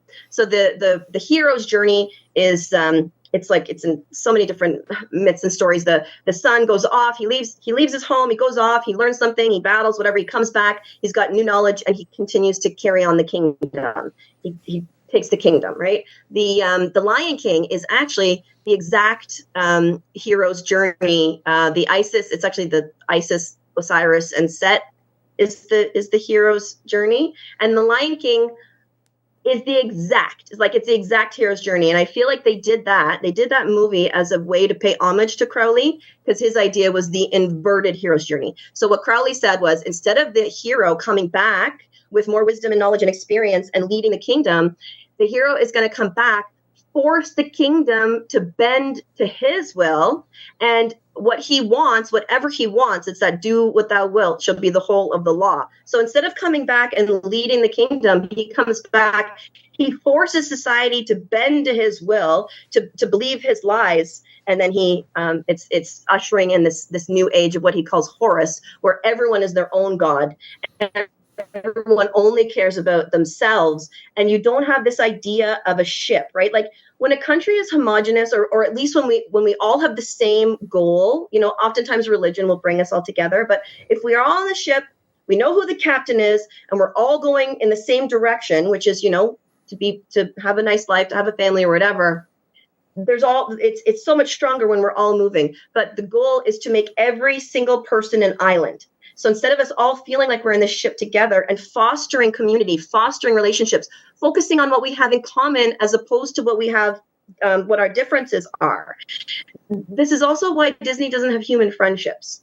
Okay, the human protagonists in Disney don't have a human friend. It's an animal, it's a candlestick, it's a lion, it's a monkey. It's never a human. And for all of these Disney movies, there has not been an example of a human-to-human friendship. And I think that's a seed that they planted, because they don't want us to be friends. They want us to be as separated, they want us to be balkanized. They want to balkanize us so that we don't have any common ground. Yes. And they wanted to normalize the idea of not having human friendships, which also turned into not having human children, right? Instead, you get a pet, you'll have a dog, and or a cat. And that will fulfill you. But you're right. This progressivism is completely designed to separate us and usher in this new age where every individual person has their inner truth. The early Disney was external truth, and now it's completely inner truth. And that's why this whole follow your heart instead of your brain is causing children to think, oh, if I feel it, it's real. If all I have to do is feel it. If I feel it enough in my heart, it's true. And it's so dangerous, because objective truth is so important, and progressive don't have it. They're losing their capacity to discern truth, and because they've redefined truth as being whatever it is that their feelings tell them. And that's chaos, right? When you talk about order and chaos, if the order is when the masculine leads. If you think about the feminine is the river, okay? Sometimes it's calm, sometimes it's like raging, but the masculine are the banks, okay? The man is supposed to be the banks of the river and hold steady and just be present in the moment so that the woman can be who she is. You take those banks away and you have full chaos. So the idea of a patriarchal society is one of order, and the idea of the matriarchal, where the woman is in charge, it's chaos. And they're taking us to chaos, this idea. And also, I would note the New World Order, because they invert everything. I think New World Order actually means Old World Chaos, because the Old World Chaos is when they were sacrificing children and spilling all of this blood and worshiping all of these gods. And I think that's the ultimate goal. I think the ultimate goal is Old World Chaos, not a New World Order. Bring back Babylon. That's what they want. Yeah, right. That's the Greater Israel Project. And here's a crazy thing. When you look at the fallen angels, okay, so like the book of the Watchers in Enoch, they talk about the fallen angels. Then you look in Egypt, okay, so the pharaohs were believed to be divine. They were believed to be hybrids. So it believed that the pharaohs and kings were human divine hybrids. And when you look at the hieroglyphics, they're giants. They're way bigger. When they're imparting wisdom onto the regular people, but they're smaller. So we have the fallen angels, were these angels that came down and taught man sorcery and magic and all that. And now these Egyptian gods were doing it. Well, they've now found in South America, have you seen the alien carvings that they're taking out of Tula Hidalgo? Yeah. So with the alien carvings, it's Egyptian gods that look like alien with the alien eyes. I can't get, you have to have the alien carvings guy. Aliencarvings.com. Look it up. So I don't know, is that like the one story that they're, or is this like a common thing where we have these beings that come down and try to corrupt us and teach us these things that we I don't believe in aliens. You know, it's like giving a monkey angels. a machine gun, right? Like yeah, I believe in angels.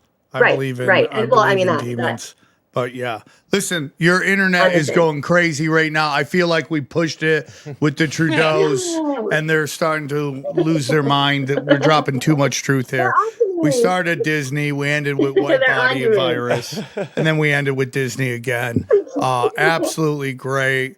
I thought I was going to be taking us on the tangents, but you took us on the tangent. That's all I do. I can't wait to get yelled at by the listeners. One more time, tell them where they can find you. Okay, so my TikTok is Lise for Truth, LISE, the number 4, Truth. My Twitter handle is, my name is Convoy Karen, because I got so sick and tired of being called a Karen on Twitter when I was supporting the convoy that I claimed it. I just took the name, and as soon as I took the name, they stopped calling me Karen. So I am now Convoy Karen on Twitter and Lise for Truth. I do that when they call me gay. You just I just run with just it. Own it. You're such a gay. I go, yeah, king of the gays. I run the shit. Turn around. Let me show you how gay I am. And they're like, and then you just move on. It's just, it literally is that. It's like, just call you name if you own it. They fucking well, it goes from being a joke to homophobic at that point, and then there can't be homophobic. But, you know, I actually got him. I dated a demon once, and I told him I realized he was You a demon. can't tell us that at the end. Like, how do you end with that? I'll talk about it. But I had said to him at the beginning of the relationship, just don't call me the C word. You can call me anything, but don't call me the C word. And so what did he do every time we fought? He called me the C word, but it desensitized me.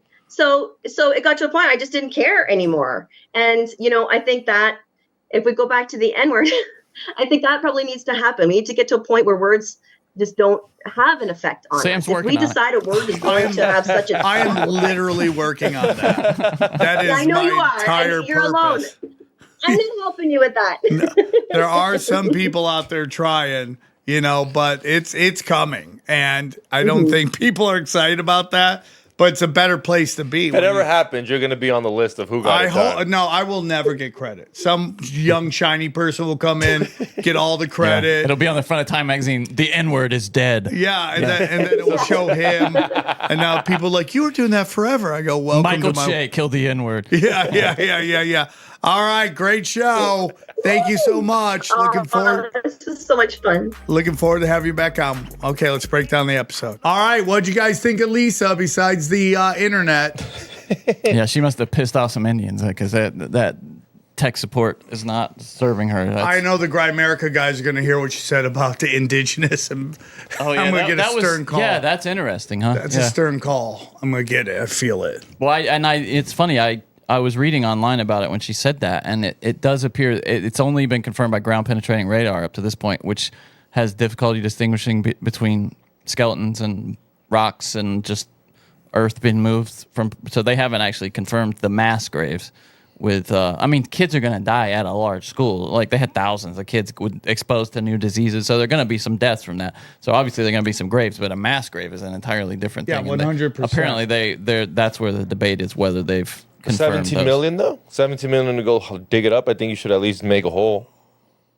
At least act like you did something. I mean, it's not all. It wouldn't all be at one school, like right? It's like, listen, we know that what happened to the natives in America was really bad, right? We know that. Yeah.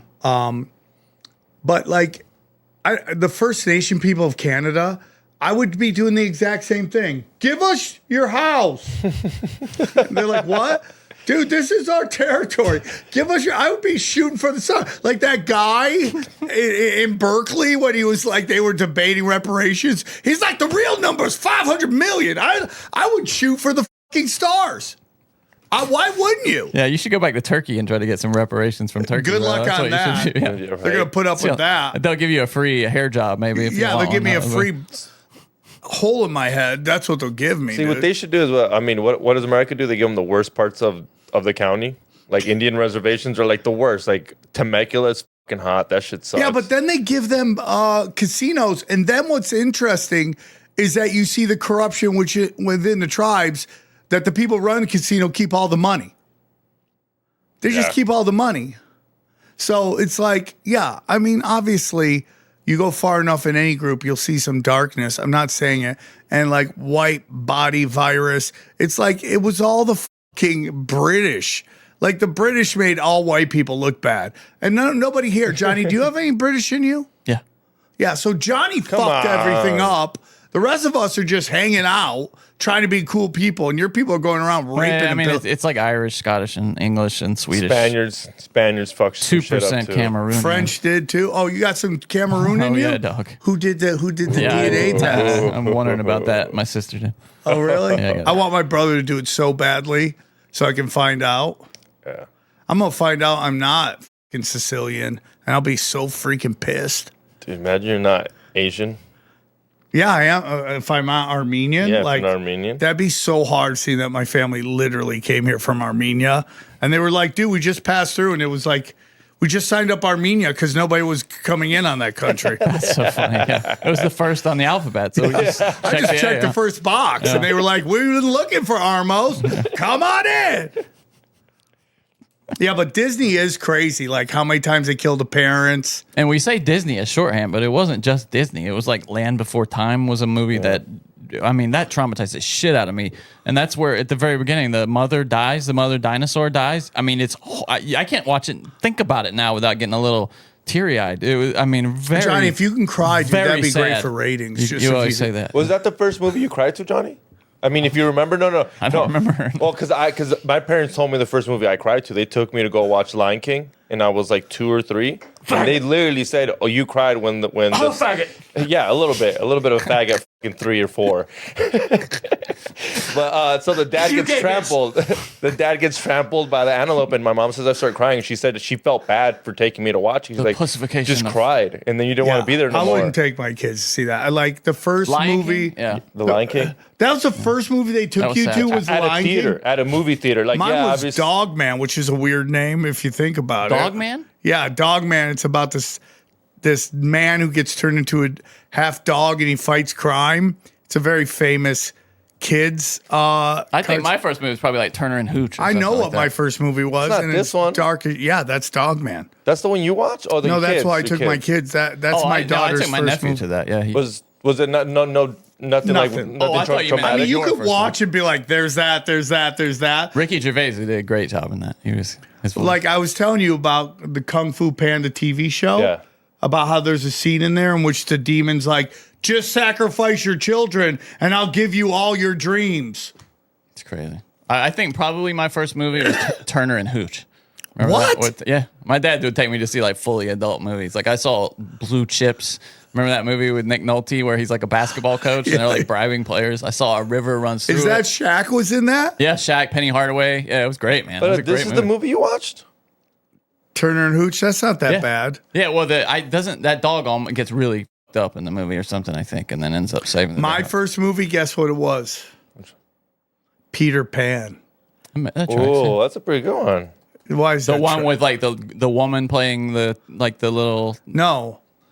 Like it was the animation. I'm original. old, Johnny. Oh, well, no, but there's a really old one where that's live action where it's No. like a woman playing Peter No, Pan. no. What was that movie? That one right there, down there, that's the one I saw. Nope, over. This one right That here. one, that's what I went and saw. That was the first movie I ever saw in the movie theater. Oh, it was a TV movie in 1960 is the one that I'm thinking of where Peter Pan is betrayed by a woman. Because I think that's it right there. Right? Is that the woman, that butch lesbian? Because you've heard the theory of Peter Pan, how he's supposedly taking the kids because he doesn't want. He's the bad guy He's in the the bad guy. movie. Yeah, that's what I mean. If But you they watch get the you theory, to root for him. Hook is trying to stop him. Batman 1989. I might have seen that one too, actually, as a very young child. Yeah. So that explains why you're so f***ed up. That's why I love cinema, because I started out with real movies, baby. By the I'm way, not gonna lie, those you watch like grown. So grown you adult saw the movies. one with Jack Nicholson in it was your Yeah. So Loved what it. you when he goes, this city needs an enema? Were you like, I don't know what that means? No idea. Yeah, I would have had no idea. I mean, I was barely old enough to hold my own popcorn probably in that movie. So it's Back when like those movies were great, dude. Oh, I love them. I just showed my nephew the Nolan Batman movies. They're still great, man. Every one of them. Oh yeah, they're dude. they're the best superhero movies ever made. You Yeah, they were forget the about them, perfect combination of like Hollywood magic and story writing. Yeah, perfect. You know? Nolan. Yeah, I mean, that's what happens when you let somebody real talent loose on even a. I hope the Odyssey is going to be good. Johnny, do you think there's any chance the Odyssey is good when that trans is playing the guy? That's not confirmed, by the way. That was and a then guess. the black chick is playing. That's not confirmed. The Oracle, right? Yeah, but that's not confirmed. That was speculation, is what I saw. We'll see if it's true. I hope it's not true. I mean, click that. The Odyssey Facebook right there, over, up, there. Click that. Elliot Page is going to play Troy or some shit? Was it top and bottom? Like, who could it be? I could totally see that happening, by the way. But yeah, and guess who's not going to go watch that movie? Everybody. If it gets good reviews, I will be there. Johnny loves trans. Okay, Come on, his name is not Elliot Page. What's his name? No, I love great film. Elliot Page is his name now. It used to be Ellen Page. Why fans think Elliot Page is playing Achilles? Oh, Achilles in the new rumors about Achilles. That's like a guy. So Elliot Page, man, she's pretending to be a guy. Why not? It's just acting. It's just more acting, right? You're acting and you're acting. Yeah, it's like she's used to acting.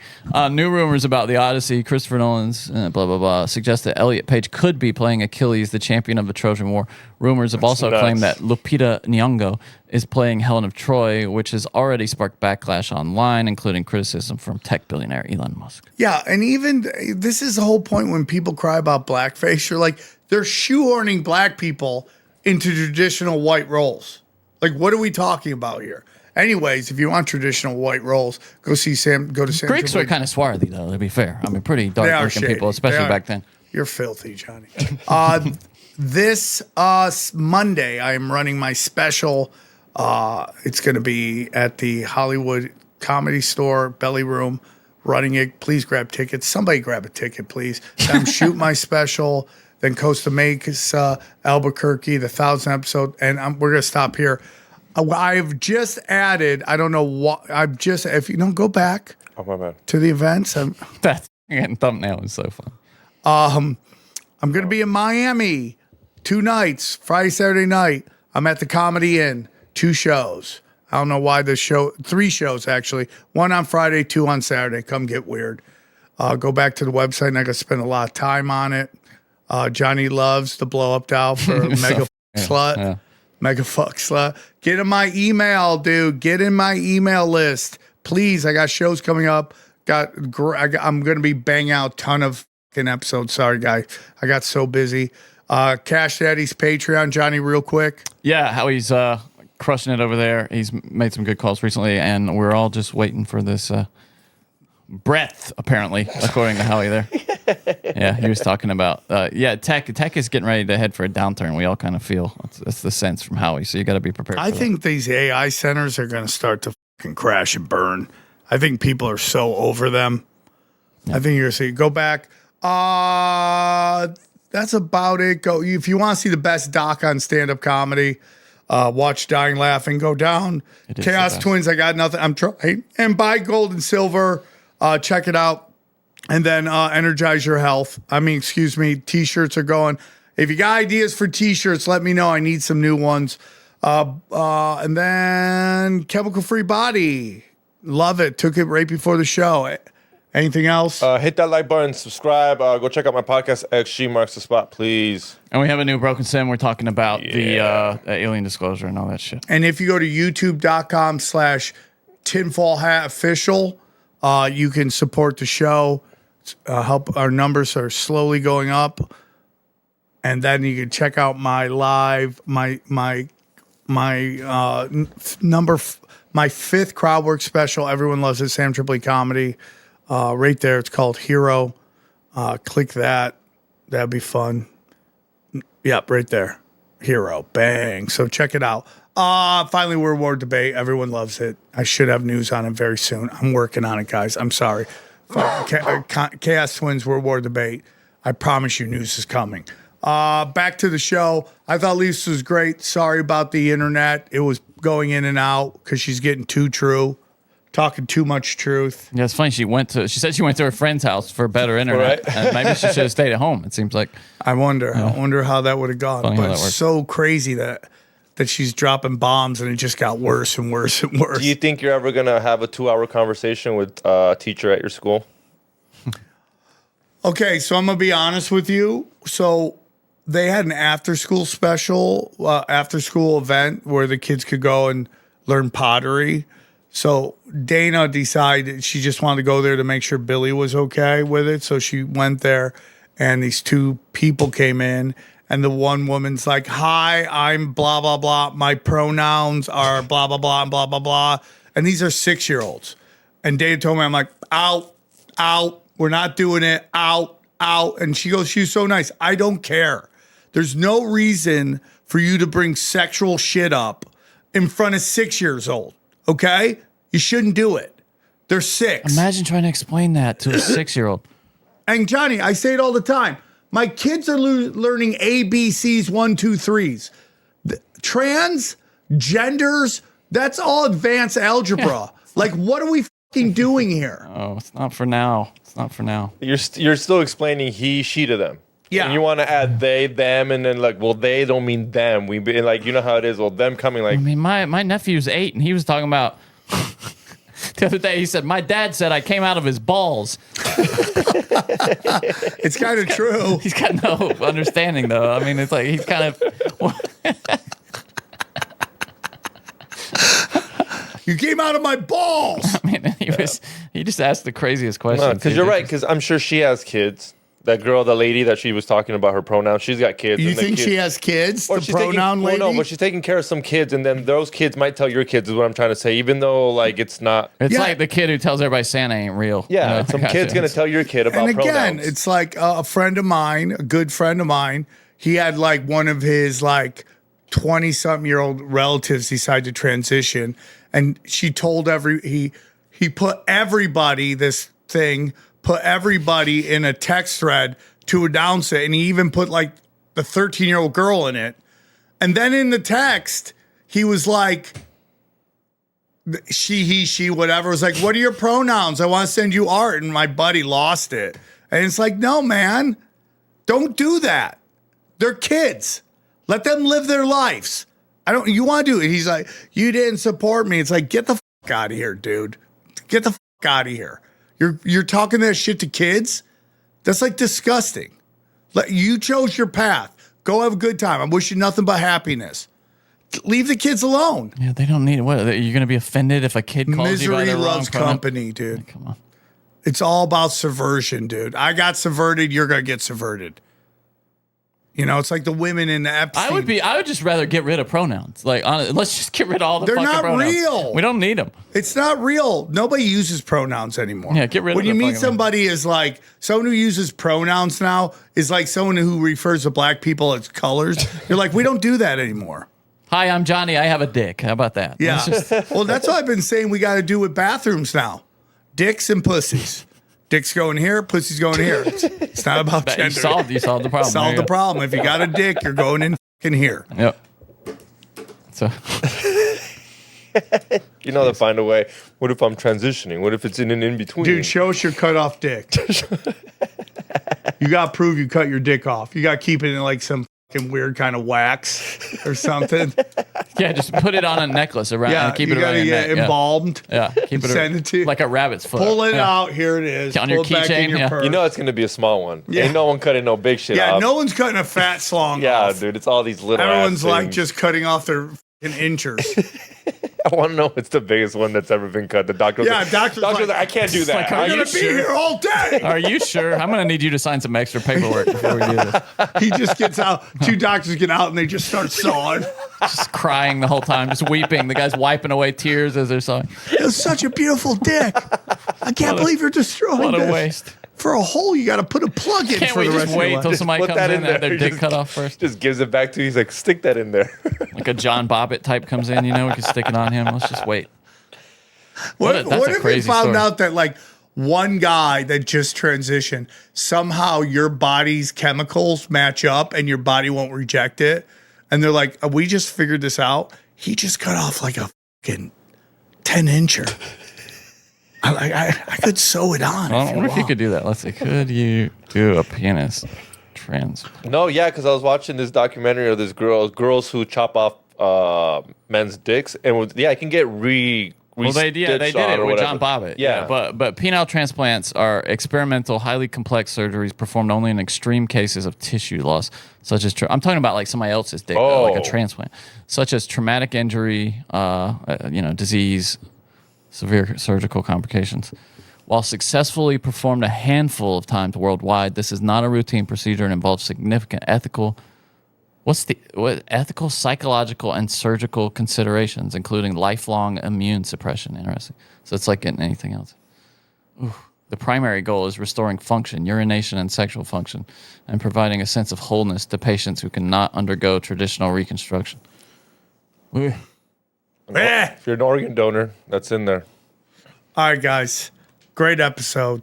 Blessings. A lot of fun. Enjoy the highlights. Here's a clip from the latest Broken Sim. Now, Tony did a joke that offended the other half of the easily offended about George Floyd.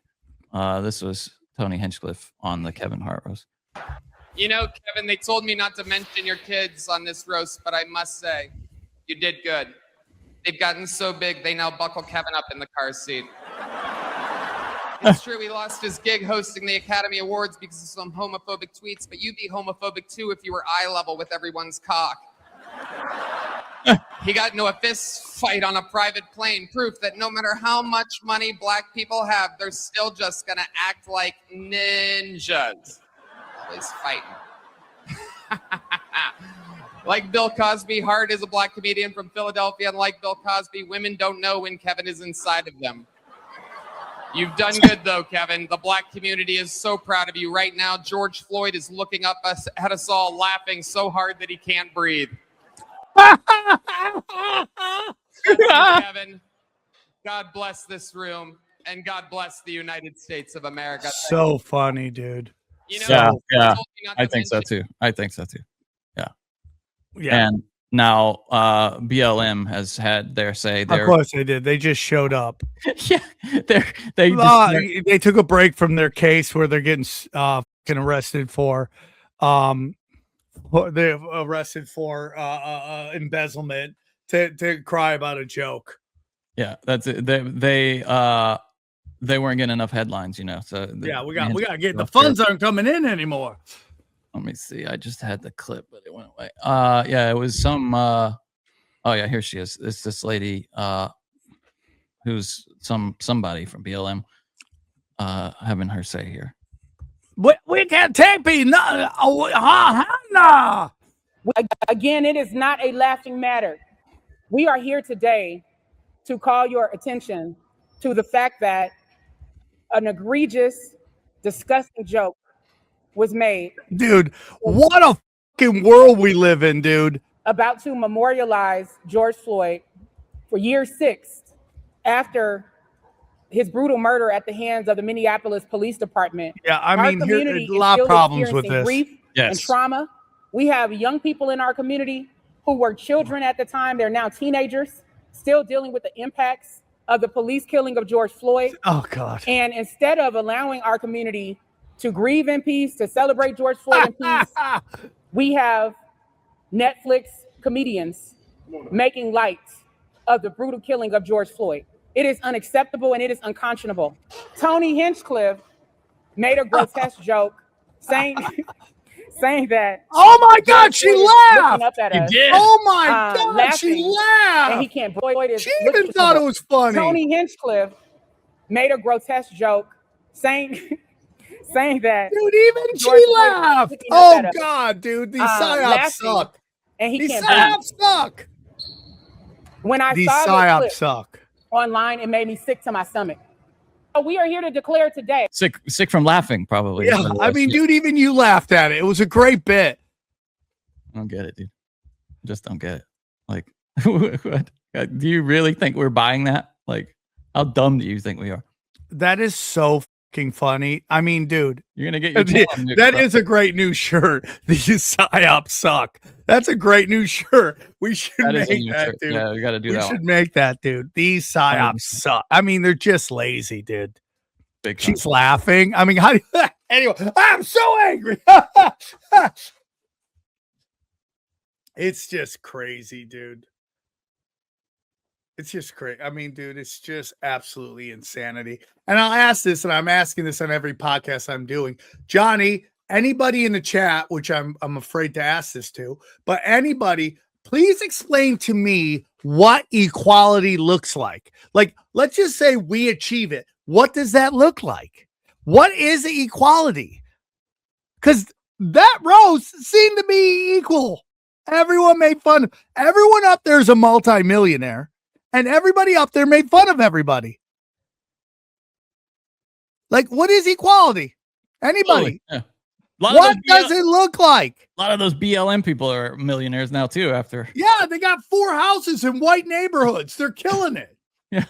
It's totally I mean, like, crazy. what are we talking about here? Yeah. What are we talking about here? It's like unbelievable. Yeah. What are we talking about? Yeah. What are we talking about right now? I hear. If you'd like to hear the rest of this episode, subscribe to Broken Simulation in your podcasting app or check us out at youtube.com/Sam Tripoli. I was gonna clean my room until I got high.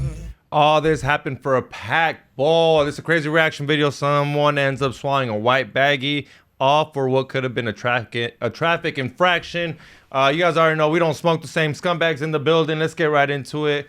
Let's go, baby. I'm Officer Rockweather. So the reason I stopped you, when you picked her up, you weren't at the stop sign yet. Okay. And then when she got in the car, you went through the stop sign. Okay. Oh, she's gonna be a problem. Like, she's already talking. Let the driver and the officer have this interaction. Why the fuck you getting in between them? Right. Okay, so there's still that stop line you gotta get to, and then make the right turn. Okay. Yeah. Do you have your driver's license and insurance? My mom's in my bar. I just had to go pick her up. Okay. Do you work at Champs or what? Yeah, I literally just got off. All right. Where were you coming from? I was coming from my house. And then are you going to Champs with him or what? Yeah. No, I just pulled back in. Because the bar is closed. Yeah, well, yeah, I'm waiting for him. He's like, you know what I'm saying? Like, right here. Like, I don't want him to go home with another woman. I got you. Know what I mean? Yeah. Oh, dude, she's crazy. She's nuts, dog. She looked possessed right there. Look at her eyes right there. Possessed, coked out on a sick one, homie. Okay. Jamie and friends inside. I just closed the outside. Jamie's inside. Yeah. Okay. All right. Just give me a minute. And I'll be right back. Okay. All right, smell it from here. I copy, and we'll take another for a 961 search. All right, Reese. Yep. So here's the deal. I got a question for you too. Okay. Is there any marijuana in the car? No, not that I know of. Okay. Did you smoke marijuana in the car recently? No, I just got from work. Okay. So I can smell marijuana come from the car. Ma'am, do you have marijuana on you at all? No, sir. No? I'm sorry. I just got in the car. Okay. So here's the deal. We're gonna have to search the car, okay? Because I can smell the odor. If you're being honest with me and there's nothing in the car, awesome, okay? But if you're lying to me, we're gonna have bigger issues, okay? All right, so go ahead and step out of the car for me, Reese. Can I be honest? Yeah, you want to be honest now? Oh, you can tell. He got morals. He don't want to go to jail. He literally can be honest. I mean, no, have him look for it. I mean, I don't believe. I don't know. Some cops are good cops, but that whole thing, if you're honest with me, I'm gonna help you out. They usually don't. We'll see how this goes. Right, sir. Okay. All that I have is a bowl. You had a bowl in the car? Yeah. Cool. What's your name, miss? Hi, sir. I'm Nikki, and I'm just a passerby. Like, you saw me in the car. Like, All right, don't reach for it. Just come on out of the car for me. Yeah, you can tell me where it's at here in a second. Just. On the right side. Okay. All right, just come to the back of the car for me. Okay, hey, just take your purse and just leave it in the front seat. I'm sorry. No, you're gonna leave your purse in the front seat. Where are you going? No, you're gonna go in handcuffs. You're not gonna listen to me. You're gonna go in handcuffs if you're not gonna listen. She got some priors. She got a DUI. When they look her up, she got something on her. Because, I mean, she's already resisting arrest, and she has nothing to do with this. She could have just stood there, shut the fuck up, gave him the purse, and gone on with her day. And he could have got a DUI. He could have got arrested, warrant out for. Deep, homeboy. Aaron, open your mind. Drink from the fountain of knowledge. There's lizard people everywhere. That's some interdimensional shit. Wake up, Aaron. This is only the beginning. Dude, you just blew my mind. Tinfoil hat, tinfoil hat, tinfoil hat.